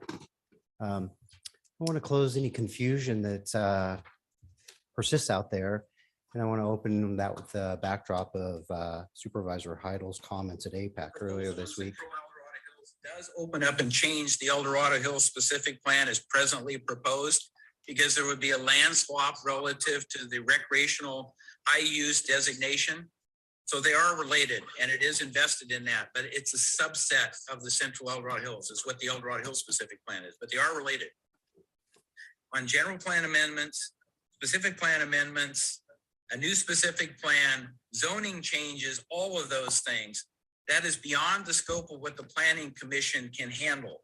So we rely on County Council to do that. With respect to the HOA and CCNRs, I think you've received several letters that says that's not the county's responsibility to enforce any of those provisions. That is a civil suit type of process if you have to go to that level. It's between the homeowners association and the developer, and which is basically the Parker development project that they're proposing with Central. The county has no role or jurisdiction to deal with anything related to CCNRs. So number one, I want to clarify that County Council Livingston was challenged. I excerpted 60 seconds of his comments about police power being absolute, and through some public records persistence, Mr. Livingston's office through public records was contacted and required to confer with my lawyers. I'm going to provide that letter through staff. Specifically, we identify that your own forms require the applicant to identify land use restrictions. We're not asking you to enforce the CCNRs. We're being very clear, you don't have the right to run over the CCNRs. Specifically, we identify to you your zoning ordinances. And one of those zoning ordinances actually says that you don't intend and you do limit your police power with which properly recorded CCNRs, for example, are listed as one of the things you don't intend to repeal, abrogate, alter in any way. I will identify as well that I've used 3 law firms in this county, one of which, this one writing to you, represented Assistant County Counsel who who was assigned to correspond with us. His name is Jefferson Billingsley. My lawyers represented Mr. Billingsley when he was county counsel at Humboldt. They're not infallible. I urge you to take what I say seriously. Thank you. Thank you for your comments.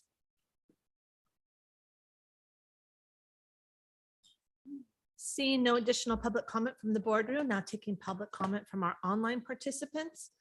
Now taking public comment from Judy Stroyer. Good afternoon. Judy, can.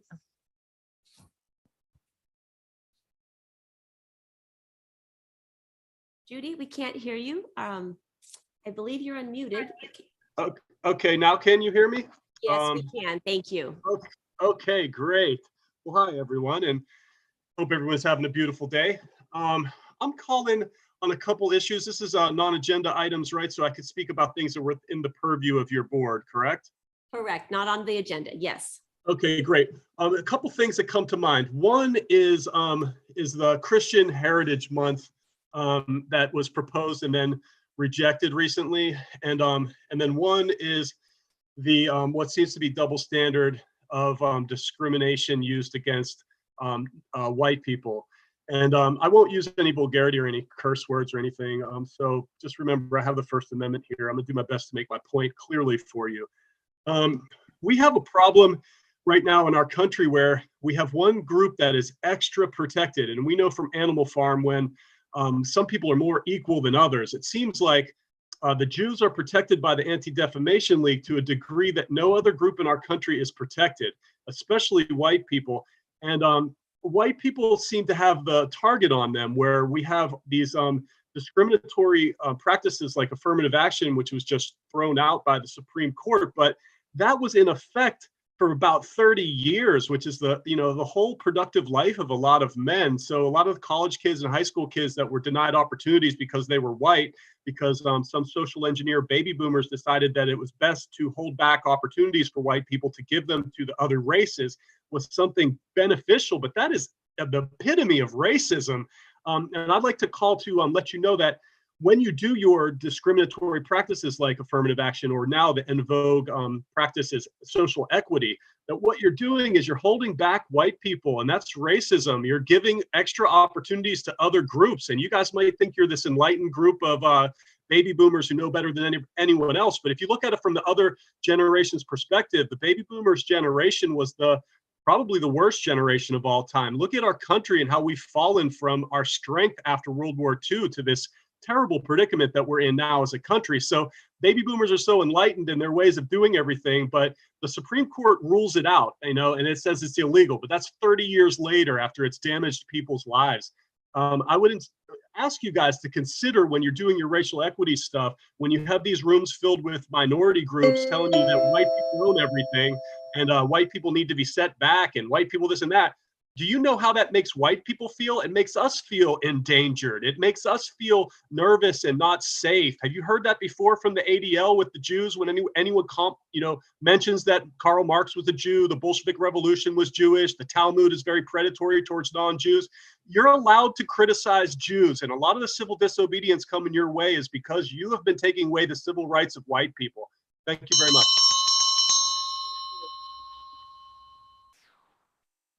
Now taking public comment from Kai Cater. Good afternoon. Hi, can you guys hear me? We sure can. Yeah, I'm also calling to speak on the American Christian Heritage Month that was recently shut down because of Jewish outrage. And I just wanted to remind the Jews, this country was founded by Christian men and Christian values.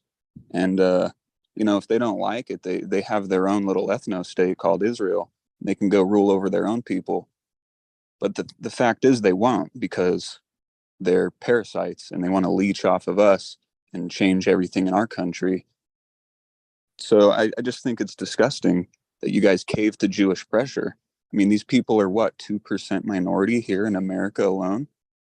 Why are we following the rules of what these powerful Jews like to say? They own all of our media. I mean, who told you guys that was an okay thing to do? Why are we not allowed to have a Christian American Heritage Month? And the Jews got all the holidays and about 4 Holocaust remembrance days, and everything's about the Jews. So, and if we say these things, we are racist or anti-Semitic, when in fact we're just sticking up for our race, the same as the Jews stick up for theirs. The Jews are very tribal people, but why aren't white people allowed to do the same? I don't get it, and it blows me away that you guys struck that down. It just shows the direction that our country is heading, and it's not looking good. And if it keeps going this way, I mean, we're voicing our opinions now, but I mean, it's not going to be good later when we keep getting shut down and canceled by these groups like the Anti-Defamation League. This is a white European country. So, I mean, we have freedom of religion and freedom of expression, but that doesn't mean that we can't practice Christianity still, and that's a bad thing, and this isn't a Christian nation, because it is. That's exactly how this country was founded upon, one nation under God. So, I mean, you guys can keep cucking to the Jews, and you're only showing real Americans and Christian Americans who you work for. And it's absolutely disgusting. And the Jews they need to go back. They need to get out of our country. They're not welcome here anymore. And you're starting to see that a lot more. I mean, they've been expelled over 1,000+ times throughout history, and people wonder why. Maybe it's because they start to do this parasitical activity and leech off the host and try to change things and take over. And they could just go back to Israel.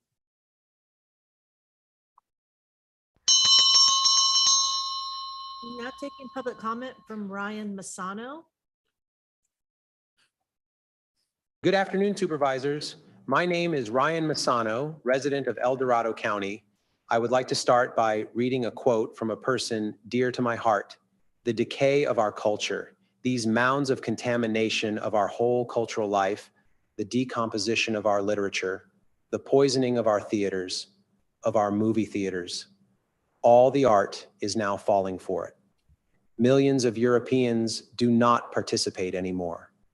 It does not appeal to them anymore.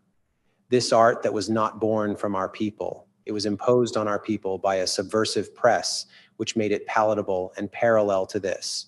Already the assault begins against the education of our children's brains, the tearing out of all the memories of our European past, the insult to all the great men of our people, the removal of its memory from the heart and brain out of the European youth. Everything is demolished, starting from the symbols of the past, from the cockades and flags to the great men of our history. What a beautiful quote. Today, we have allowed dirty kikes like Marla Saunders to subvert our county. Fuck these filthy kikes that run our government. White power.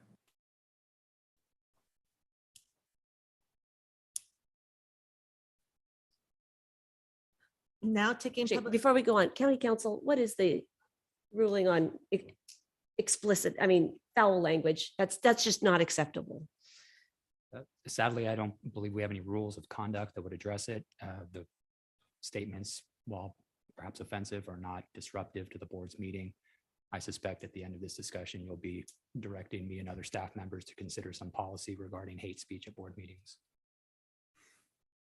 Thank you for the clarification.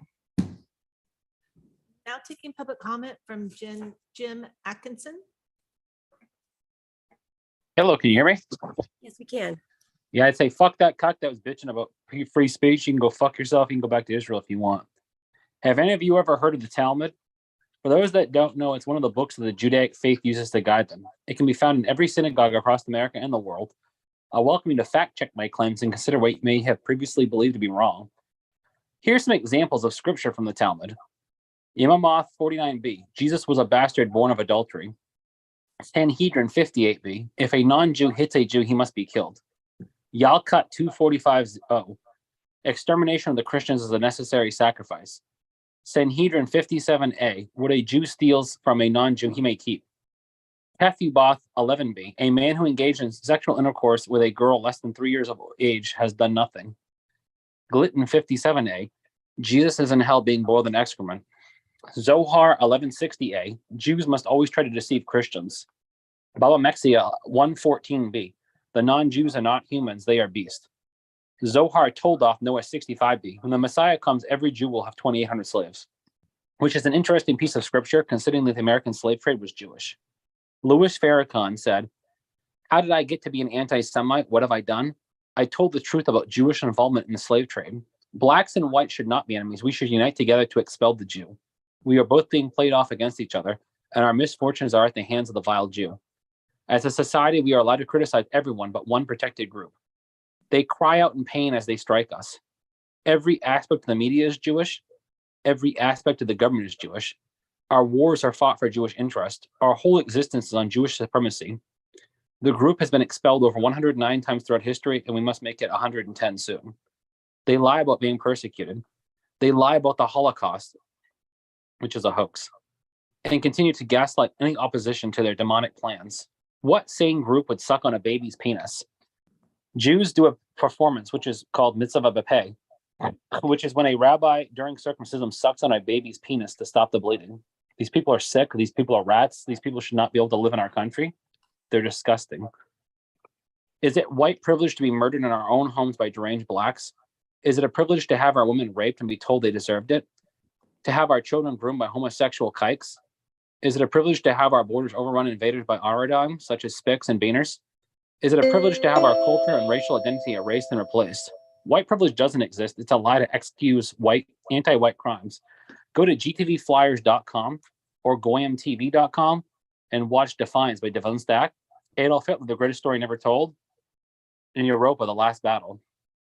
Hail victory, fuck the Jews, fuck the niggers, white fucking power.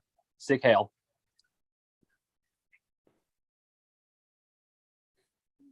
Now taking public comment from 390.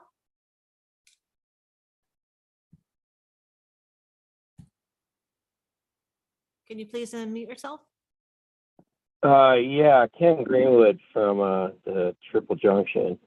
Well, I'm about ready to throw up based on the last four commenters. I'm beyond. I was going to talk about cell towers, which is something that you have control over. And you were asking county council, yeah, you don't have any control over anything that these people are saying, honestly. Yes, it's some backlash on the whatever it was called, darn it. I'm ready to throw up. I'm sorry. And what these people are saying and doing is outrageous. My father was at Dachau. The Holocaust was happening. He saw the stacks of bodies. He was ordered there by General Eisenhower because General Eisenhower suggested in 1945 that there will be people in the future who will try to deny that this ever occurred. We need U.S. witnesses. And that's why they want, I guess, I don't know, with all this stuff about boomers. But anyway, yeah, as far as cell towers are concerned, fallover setback, mandatory. In fact, consider an urgency ordinance, and honestly, that will take care of virtually 90% of my issues with what's going on in that respect. Also, a lot of chatter on the internet, so it must be true, that there's issues with the traffic management during the road slurry, type 2 slurry applications. This was, you brought it up on the government website on September 12th. There's a bunch of things scheduled through October. Sadly, that schedule has changed. I would suggest a daily update as to here's where traffic control will be happening today. Pretty simple to do something like that, and it would be more relevant and up to date, or pardon me, more relevant to our county residents. And again, I'm just blown away by these previous comments. It's thrown me off in a big way. And I'm very sad that you had this, we all had to be subjected to this, because that was just outrageous. Hey, oh boy, again. Daily updates on the county page would be probably good. Thanks for your suggestions, Mr. Greenwood. Appreciate it. Now taking public comment from Robert Hanson.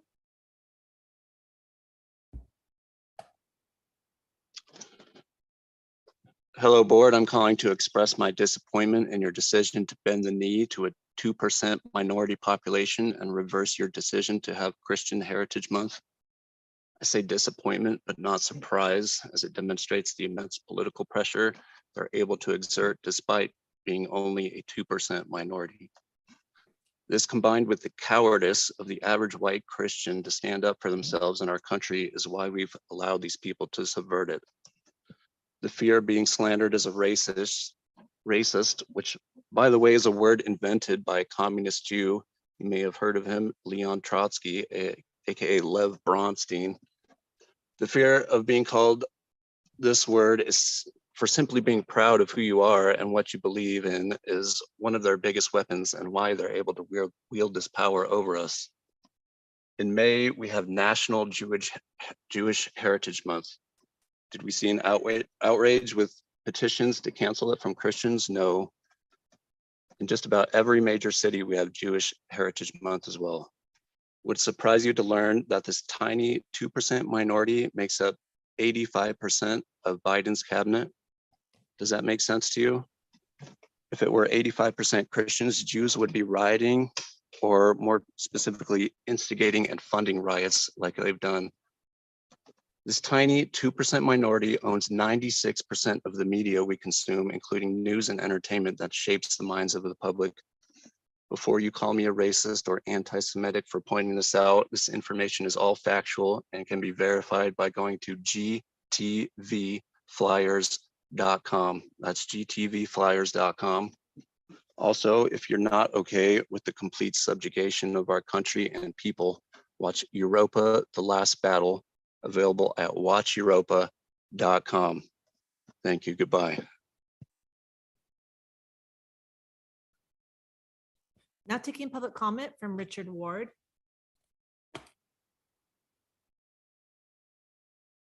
Yes, hello. What is anti-whiteism? Identifying anti-white policies and actions. Disposition. The social, political, and economic disenfranchisement of ethnic Europeans and their homelands through policies such as mass immigration, diversity, quotas, and multiculturalism that undermines ethnic European identities. Defamation. The use of libel, slurs, and slander meant to discredit the legitimate concerns of ethnic Europeans or dehumanize them as a group, including conspiracy theories and concepts such as white privilege, white fragility, and critical race theory, which normalize anti-white tropes. Denial. Preventing, delegitimizing, or attacking the rights of ethnic Europeans to deform or maintain countries and institutions that represent their unique ethnic interests. The denial of national rights afforded to other groups which are not recognized for indigenous Europeans and their ancestral lands or countries historically founded and populated by ethnic Europeans. Replacement. Any action or policy that seeks to limit, remove, or erase ethnic Europeans from positions in education, politics, and society, substituting foreign people in their place. This includes demographic replacement via immigration, as well as revisionist historical and cultural interpretations that facilitate white erasure. This flyer was produced by Anti-White Watch and Solidarity Europa. What is the Protocols of the Elders of Zion? The Jews' Plan for World Domination, 1897 edition. Their number one goal is place our agents and helpers everywhere. 2, take control of the media and use it to propaganda for our plans. 3, start fights between different races, classes, and religions. 4, use bribery, threats, and blackmail to get our way. 5, use Freemason lodges to attract potential public officials. 6, appeal to successful people's egos. 7, appoint puppet leaders who can be controlled by blackmail. 8, replace royal rule with socialist rule, then communism, then deception. 9, abolish all rights and freedoms except the right by force. 10, sacrifice people, including Jews when necessary. 11, eliminate religion, replace it with science and materialism. 12, control the education system to spread deception and destroy intellect. 13, rewrite history to our benefit, Zionist New World Order. 14, create entertaining distractions. 15, corrupt minds with filth and perversion. 16, encourage people to spy on one another. 17, keep the masses in poverty and perpetual labor. 18, take possession of all wealth and property, especially gold, which Jews love. 19, use gold to manipulate the markets, cause depressions, etc. 20, introduce a progressive tax on wealth. 21, replace the sound investment.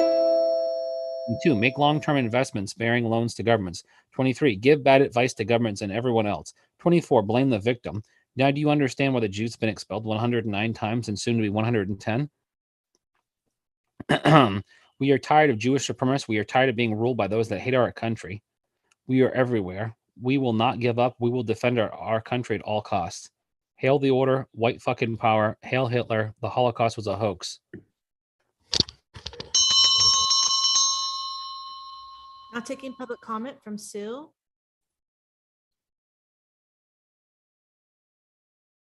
Hi, I'm calling in regarding the issue going on with the grand jury report on the planning department.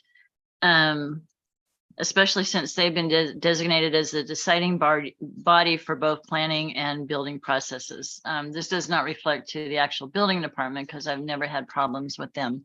I want to start out with County Council took a personal issue in removing Cheryl Blychester and is he now involved in illegally withholding Cheryl Blychester's ADU permit. Why is the board not rectifying this issue? Her permit was completely approved by the building department, and she's the director of the planning is refusing to let her have it. And she's withholding it for her and withholding information that is, I've never seen this happen before. It's just, and I'm wondering why the board's not discussing it. And are you afraid of county council to even have that discussion? And I would like you to just give her the permit. She's done everything to qualify for it, and that you're allowing this corrupted process to continue is just another ludicrous issue. So on that note, planning has always been kind of geared in the time that I've dealt with them in assisting large developers, but not so much the individual land property owner. When you talk about us buzzmans, I mean, that's what I do for a living, is I help people shepherd them through that process, and why I was asked to be on the Fix the Process project back in 2008, when I found out the county's intent is only to work with large developers and not assist individual property owners. I was hoping, I mean, you really do need to change the culture, and it starts at the top. Again, I ask you to remove the current planning director and perhaps just promote someone that has historical knowledge of the general plan, the zoning, and the ability to simplify simple processes that shouldn't be so hard for people to understand, rather than continuing to complicate them even more, ripping out systems that used to work and then trying to implement very expensive processes that won't ever work. So a simple thing, I happened to go down there last week, which I try to avoid like a plague. And I went in to help a friend. I wasn't applying for anything. And after the meeting, I came back later and I just had a question. Well, I was not allowed to ask a question or be put on a list for a question unless I filed my name into the kiosk on the wall. I don't want to be tracked. It's a tracking system that I would have to be tracked into the county process into perpetuity. I just wanted a question answered. And since I couldn't put my name in the kiosk, I was refused to be put on a list for a question. So please fix this. Colleen Ginsey. Now taking public comment from Melody Lane.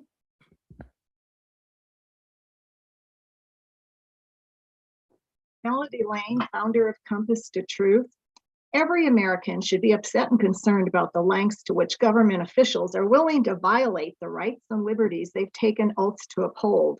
Government censorship is driven by a politically correct need to control we the people by twisting, perverting, and exploitation of laws to increase their own power and trample on citizens' rights. Unfortunately, most people don't know their rights, much less how to defend those rights by demanding transparency and accountability of elected and unelected government bureaucrats.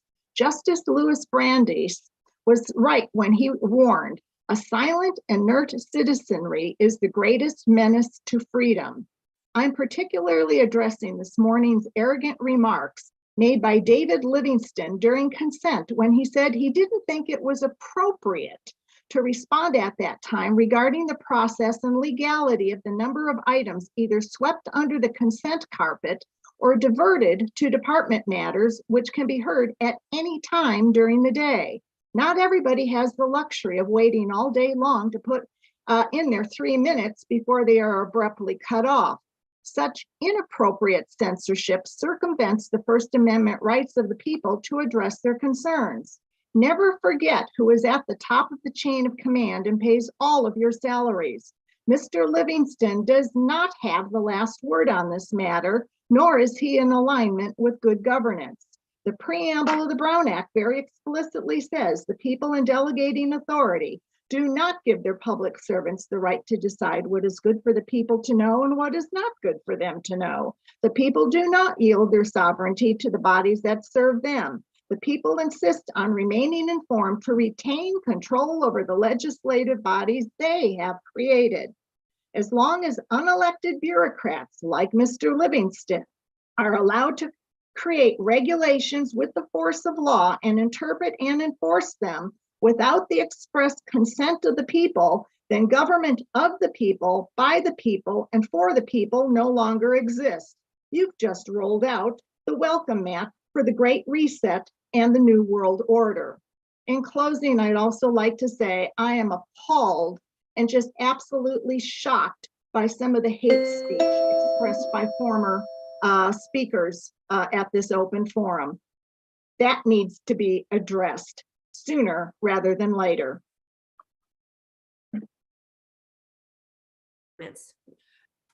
Now taking public comment from Kelly. Oh my goodness, Board of Supervisors. Like a lot of us feel very trivial right now in light of the horrible use of the First Amendment. As the granddaughter of a Holocaust survivor, I'm here to tell you, I don't have to tell you. I'm stunned. But I will say, and maybe this is something to look at, Councilman or Council Livingston, I've been doing a lot of school board meetings and offending a lot of people lately by the simple statement that parents should have the right to be informed on their children's medical and mental health situations. Many times, the audience has produced quite a bit of perspective, and in more than one occasions, members of the board have excused themselves. If that's an option, I would have certainly applauded all of you if you had excused yourself. They can talk all they want. I don't know if you're required to listen. So I would suggest maybe that's an option to look into in terms of their First Amendment rights to sound like idiots. Anyway, on another note, I did want to just touch base tonight. I'm very excited. We'll be interviewing candidates for Supervisor Heidel's seat. Really exciting people coming forward. One of the topics is the never-ending saga of the rezone of the golf course. I would like to state again for the record that I believe it is a violation of the planning laws and general plans for this to circumvent reapplying to the Planning Commission. It was denied. An appeal did not happen within the 10 days allotment for appeal. And to simply say we're going to revise it and make it look prettier to the community and not start the process appropriately over, in my opinion, I'm not an expert, is circumventing the proper protocol of public environment and different reviews. Advise that we look carefully into this situation and the legalities proposed in terms of not giving the agencies such as Dorado Hills APAC and the Planning Commission the opportunity to also be part of that process and conversation. Thank you. Thank you for your comments. Appreciate it. Chair, I do see He has already spoken. Yeah. several people that have already spoken. I just would like to remind all of our participants that you are allowed to speak once during open forum. So if you see that your hand has been lowered, that is the case. And also, Kim, we generally plan 30 minutes at open forum, and we have exceeded that. So I'm going to take comments for another 5 minutes, and then we will close open forum. Okay, now taking public comment from V. Singh.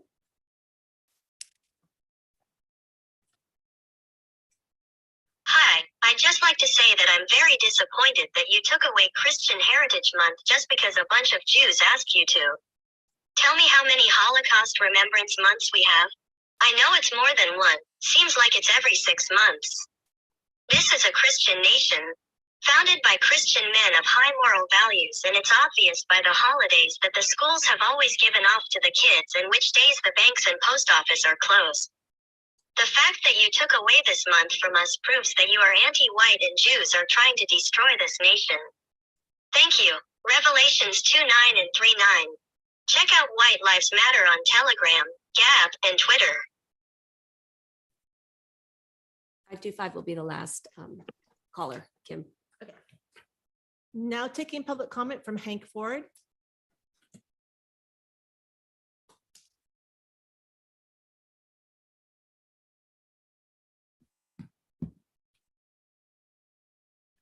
Taking public comment from Hank Ford.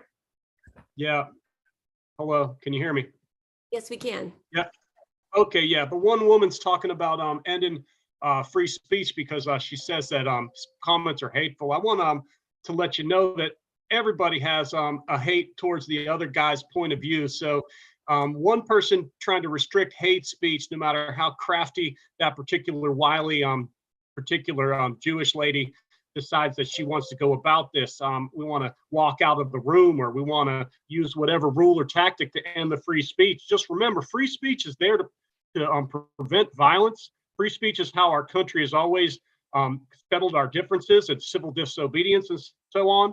So you go ahead and twist yourself in a pretzel and try to figure out a way to end our free speech, and you'll be accelerating this problem, and it will go from speech to violence very quickly. White people are very tired of being discriminated against in this country. You may have heard of Benjamin Franklin, who is a patriot of our country, and he spoke about these rascally Jews, and he said these things in a speech that is very well known. I guess you could call him a hater if you want to, or try to discriminate or end his free speech. But remember, Benjamin Franklin created electricity. If it weren't for electricity, none of you board members would have your ability to use your computer or do any sort of other censorship you'd like to do. He said, amongst other things, that if the Jews are not expelled from the United States by the Constitution, within less than 100 years, they will stream into this country in such numbers that they will rule and destroy us and change our form of government, which is happening, for which we Americans have shed blood and sacrificed our lives, property, and personal freedoms. If the Jews are not excluded, within 200 years, our children will be working in the fields to feed the Jews while they remain in the counting houses, gleefully rubbing their hands. I warn you, gentlemen, if you not exclude the Jews forever, your children and your children's children will curse you in their graves. Their ideas are not those of Americans, even when they lived among us for 10 generations. The leopard can never change its spots. The Jews are a danger to this land, and if they are not allowed to enter, they will imperil our institutions. They should be excluded by the Constitution. That was Benjamin Franklin. Was he wrong? Was he a hater? I don't know. You tell me.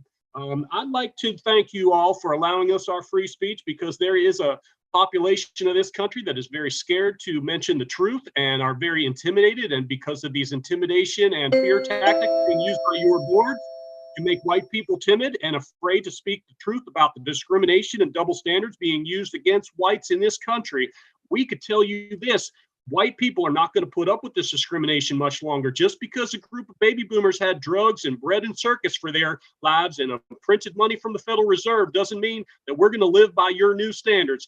You all are fading away into history, and we tell you what, whites are not going to go this route much longer. Thank you very much. Have a nice day. Now taking public comment from 525. Good afternoon. Good afternoon. I apologize in advance if I need to take a pause to gather my emotions. I wanted to thank you for such a great meeting, good governance. I am so sorry that you as public servants and us as a tuned-in public have to go through this. I am glad that you will be giving direction to county council. I am very aware that this is a limited public forum. It is not the town square. You do have a right to shut down hate speech. You do have a right to cut off people's mics when they indulge in inappropriate, disruptive language, which I hope I never hear again. I am so sorry for our rabbi who gave you his invocation, who came and shared his opinions, that you have been targeted by obviously a really hateful segment of our society. I think this speaks to the wisdom of Supervisor Lane about church state. I know this was never the intention, but sometimes it's good to see what is out there, and we are hearing it today. And I need to share for anyone who's listening still, just search for Jewish ideas and the founders, and you will hear, it's an online course.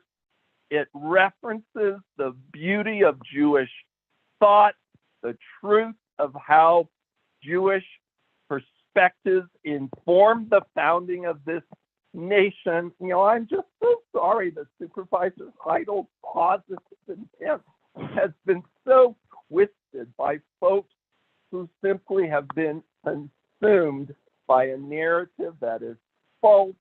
And I can say, as someone growing up with mentors and neighbors who also were Holocaust survivors, as well as relatives on the German side of my family grafted into Hitler's atrocities, who spent their adult years trying to overcome those traumas. Look forward to your creative responses to returning us to the county's business. Thank you for taking my comment. Thank you. Right. And just so everyone's clear, that was our last public comment per our chair. All right, thank you. Is it the board's desire that we request county council to explore options to address hate speech at board meetings? What is the board's desire?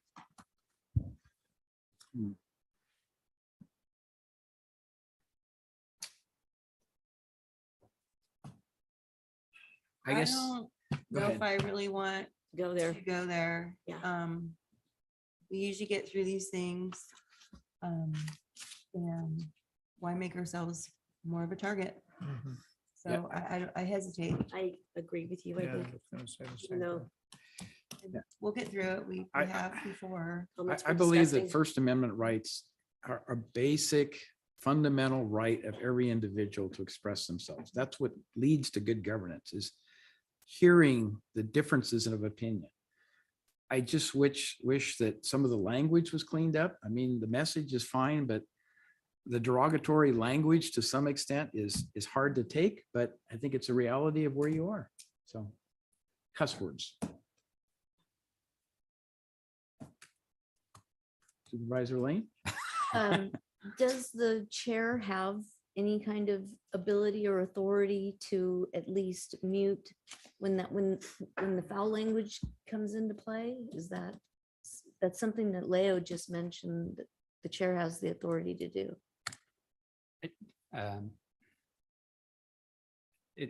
It is suspect, the level of authority that the chair may have to control that.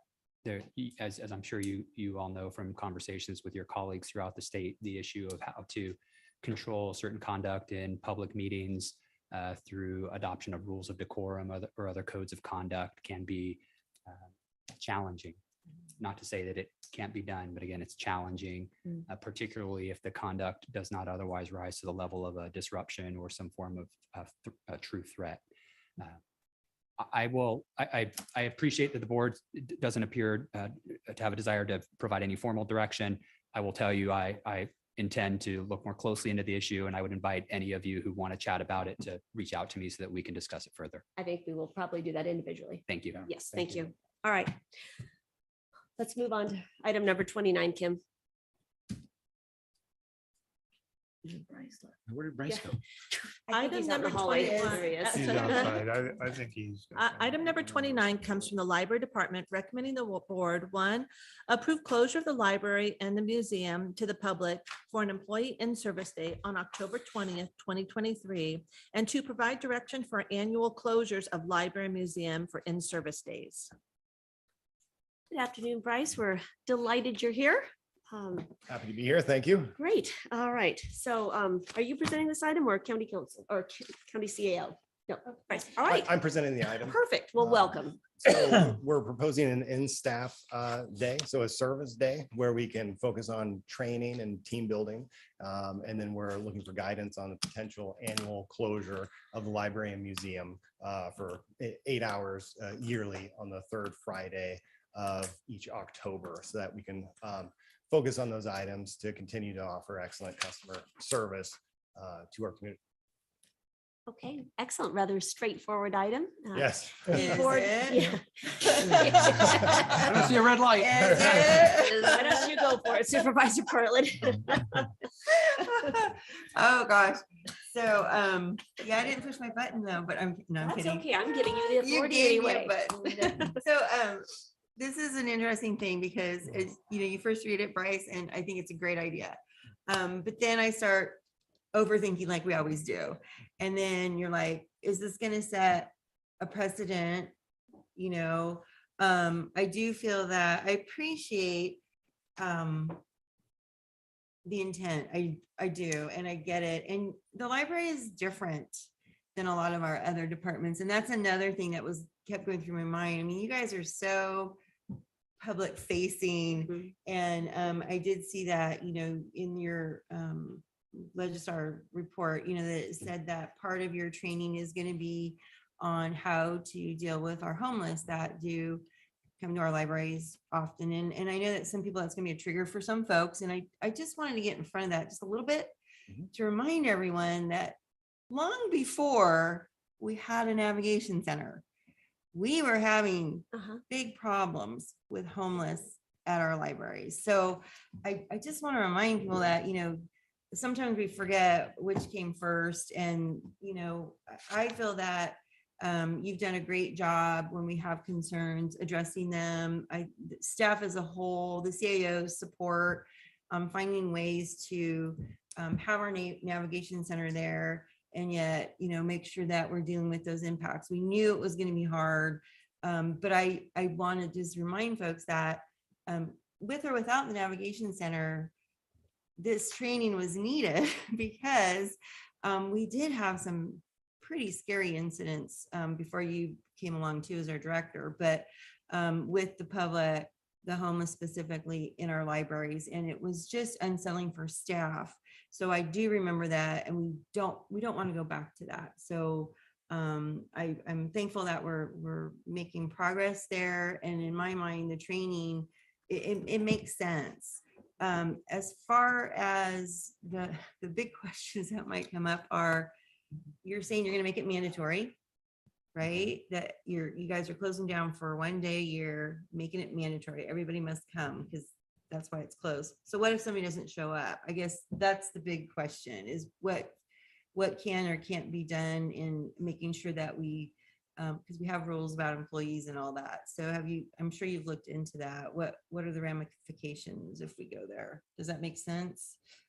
Sure. Yeah. So my previous experience with organizations, they mentioned it was mandatory or strongly encouraged. I think with, depending on specific situations, there might be a little bit of flexibility there, especially say with this upcoming potential in-service day, because it's somewhat of a short timeline. So say if somebody, was already in process of, or if they were getting married or something, or whatever it might be. Right. Of course, we want to bring consistency and positive. You asked a very real world question with, how is there accountability for that? So I think as an organization and as a culture and the information that's relayed, that's something that's already built to a degree, and then we can create that expectation of, yes, this is mandatory.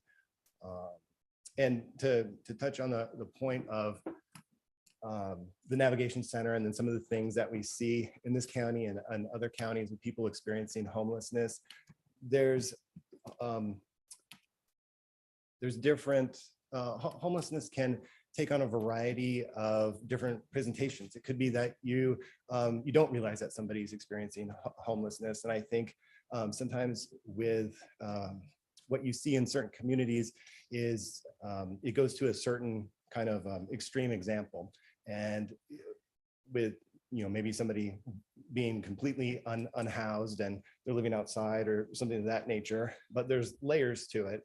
And so within those layers, there's also elements of trauma based on folks' past experiences. And so with some of these elements, and from customer service point of view, those trauma elements and how you offer the best kind of customer service, how that relates to policy, how that relates to social capital, how that relates to just your interactions. And if a situation does occur, then how do your colleagues back you up in a certain situation?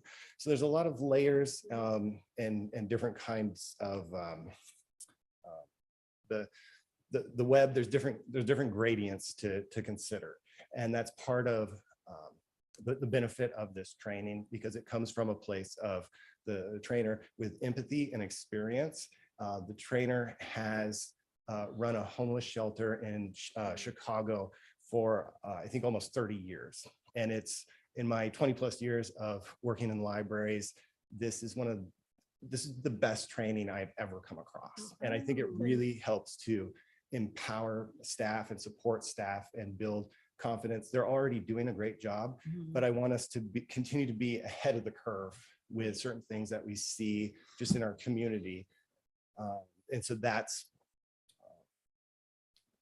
one of the main reasons for that training and the opportunity for us to exchange ideas and just continue to learn and grow as a team and bring consistency to what we offer.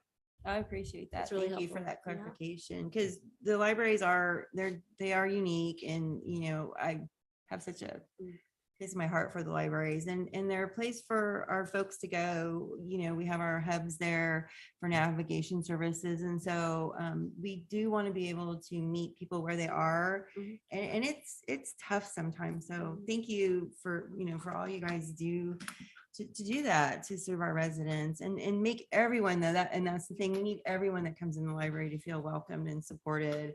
And it's tough because you've got people on so many different levels. So I appreciate you recognizing that. And it's good to hear that you have experience with this training. I didn't know that from the report. So and that's one of our top priorities, is creating a welcoming space for everyone consistently and throughout the county, because as you all know, our libraries are sometimes there's a distance between them, and there's different community needs. And so how do we support the community and our patrons and address those needs and offer the best customer service? Awesome. Thank you. And I appreciate that, your goal is to create, a welcoming space for the public in any part of El Dorado County. But I so appreciate your intention to give our staff the tools they need in order to be successful in that space, recognizing that sometimes it's a very difficult job. And so while the demand is there to create a welcome space, you're now also giving them the tools and the ability to take a deep dive into just learning how to navigate some difficult challenges. So I really appreciate that intent. Supervisor Heidel.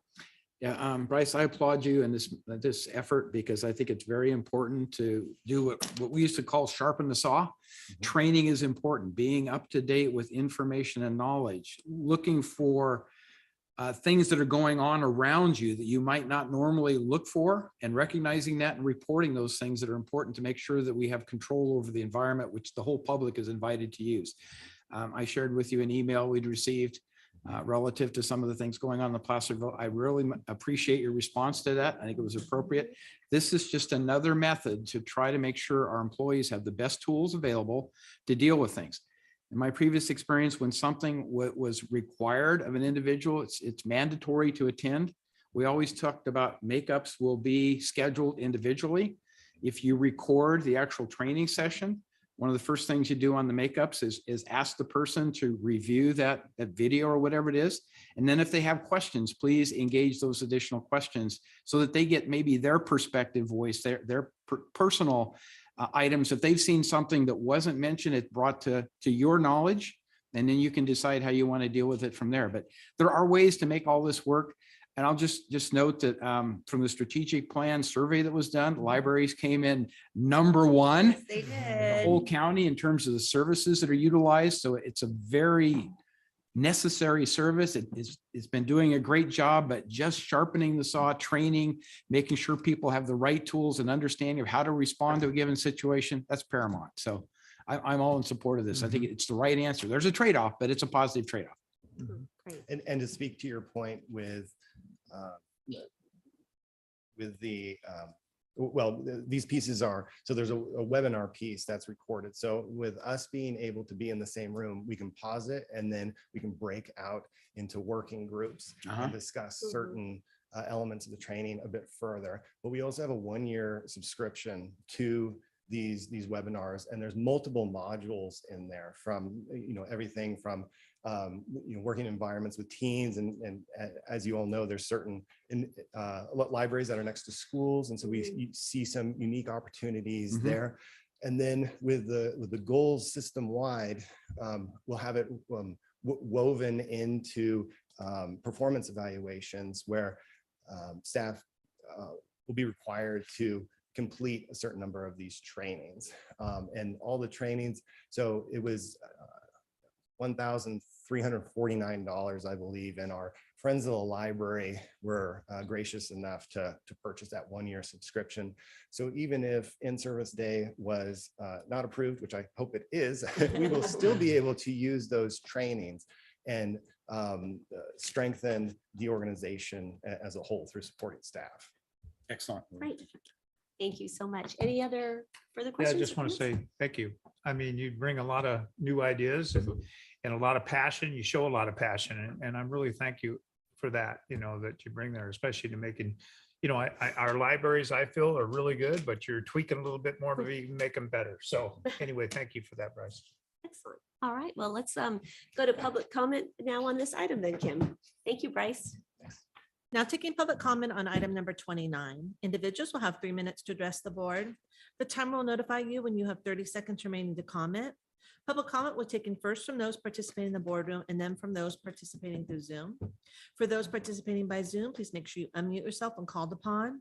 If you're joining the meeting by phone, press *9 to indicate a desire to comment.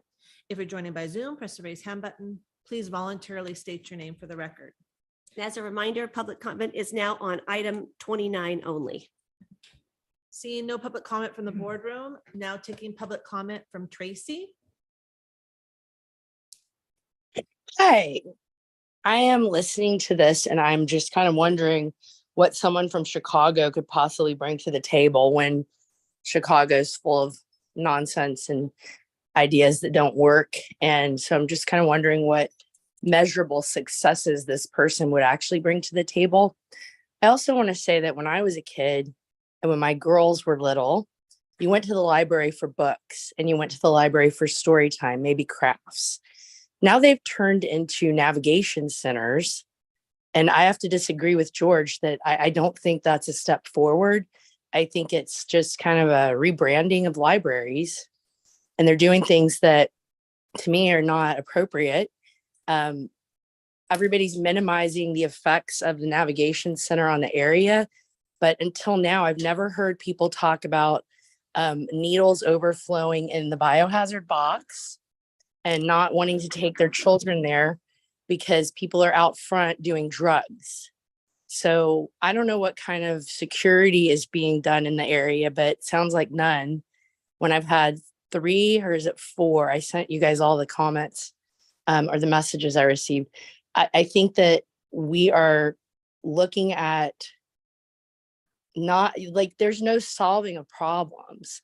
Like saying we want to have a welcoming environment for everyone. So you want to welcome an open air asylum with an opium den. I mean, that's what the library's turned into in Placerville. So also I'd like to know how much this in-service day would cost. I hear that the subscription was paid for by friends of the library. If we're going to have the private sector running the library, maybe we should just privatize the library. So that's pretty much all the comments I have for the day. And please vote no on the in-service day. Thank you for your comments.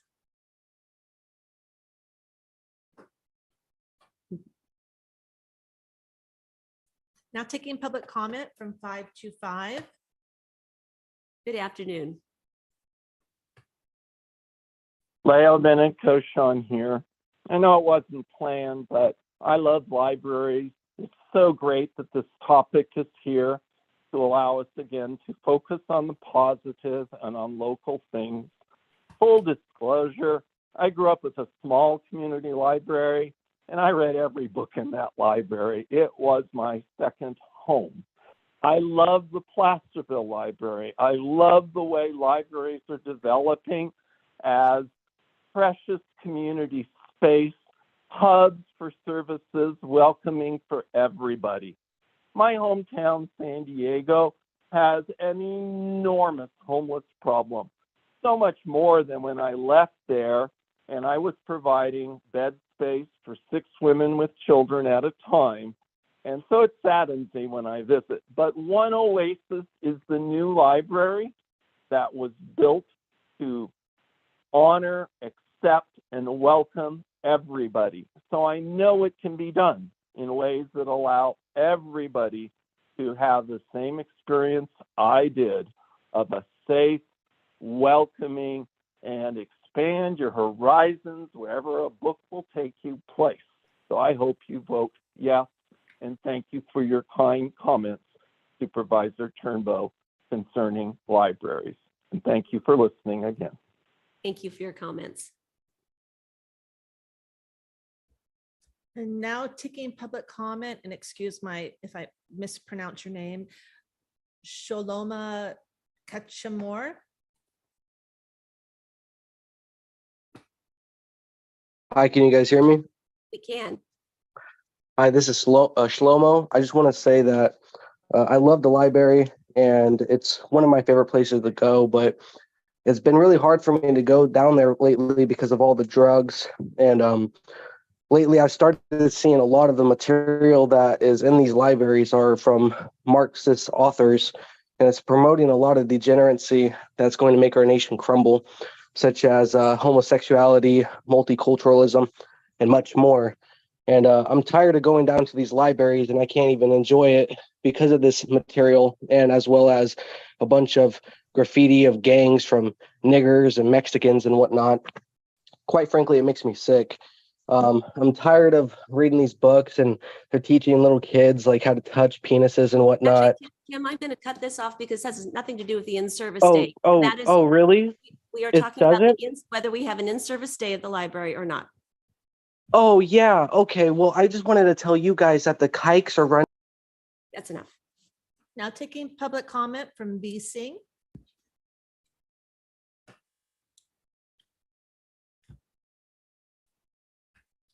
B Singh, can you please unmute yourself?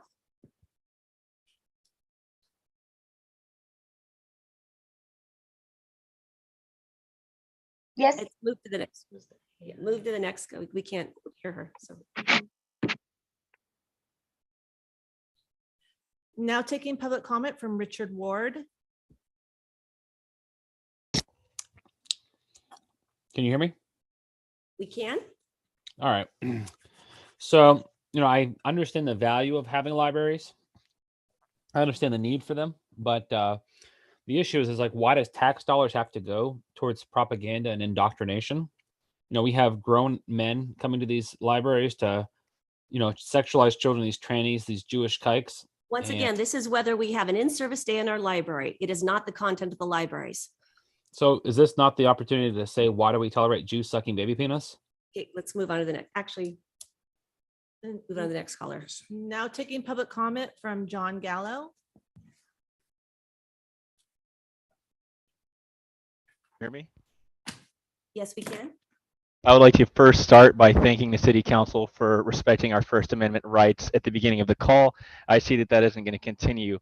But I would just like to highlight some hypocrisy here and remind everyone that the Anti-Defamation League of B'nai B'rith was actually founded because of the rape and murder of a child. Mike, please. Shut up, Mike. Once we're done with public comment on this, recognizing that the public comment is only for whether we are going to approve the closure of the library. And before we move this back, we'd just like to emphatically state that while this board upholds the freedoms of free speech, the hate speech reflected in today does not reflect the views of the Board of Supervisors of El Dorado County. We are a caring and connected community. And with that, let's bring this back to the board for action on item number 29, whether we approve a in-service day to the library and museum. Is there any further discussion? Because I'll move the item. Let's move the item. I'll second. All right, any further discussion? No. All those in favor say aye. Aye. Motion carries. Thank you.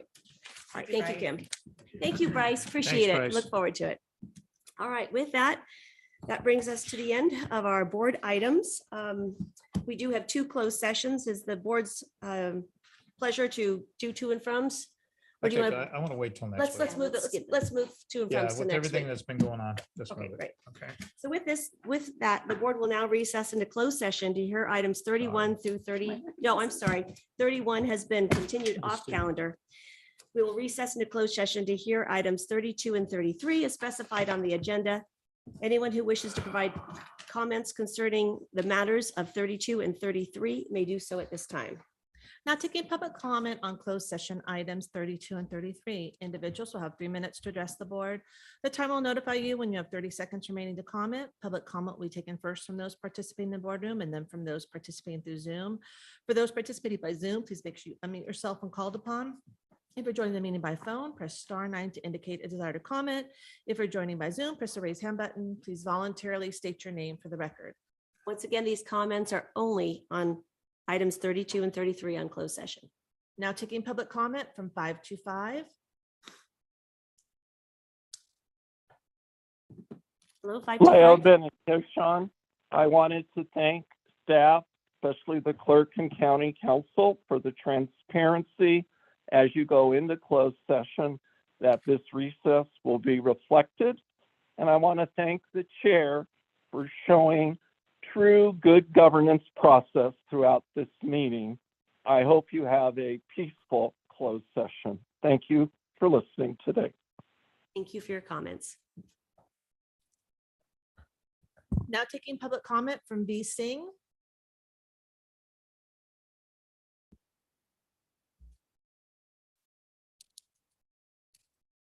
Can you please unmute yourself, V. Singh? Okay, we can't hear, so. The way we are going to solve the housing problem is if we deport all of the illegal aliens who are falsely claiming Not on asylum topic, to Kim. We close can- our borders. Off the Microphone, please, not on topic. There's no additional public comment. Thank you. County Council, do we expect any report out on items 32 and 33? No, I do not, Madam Chair. All right, so with that, we'll recess into closed session. Thank you all.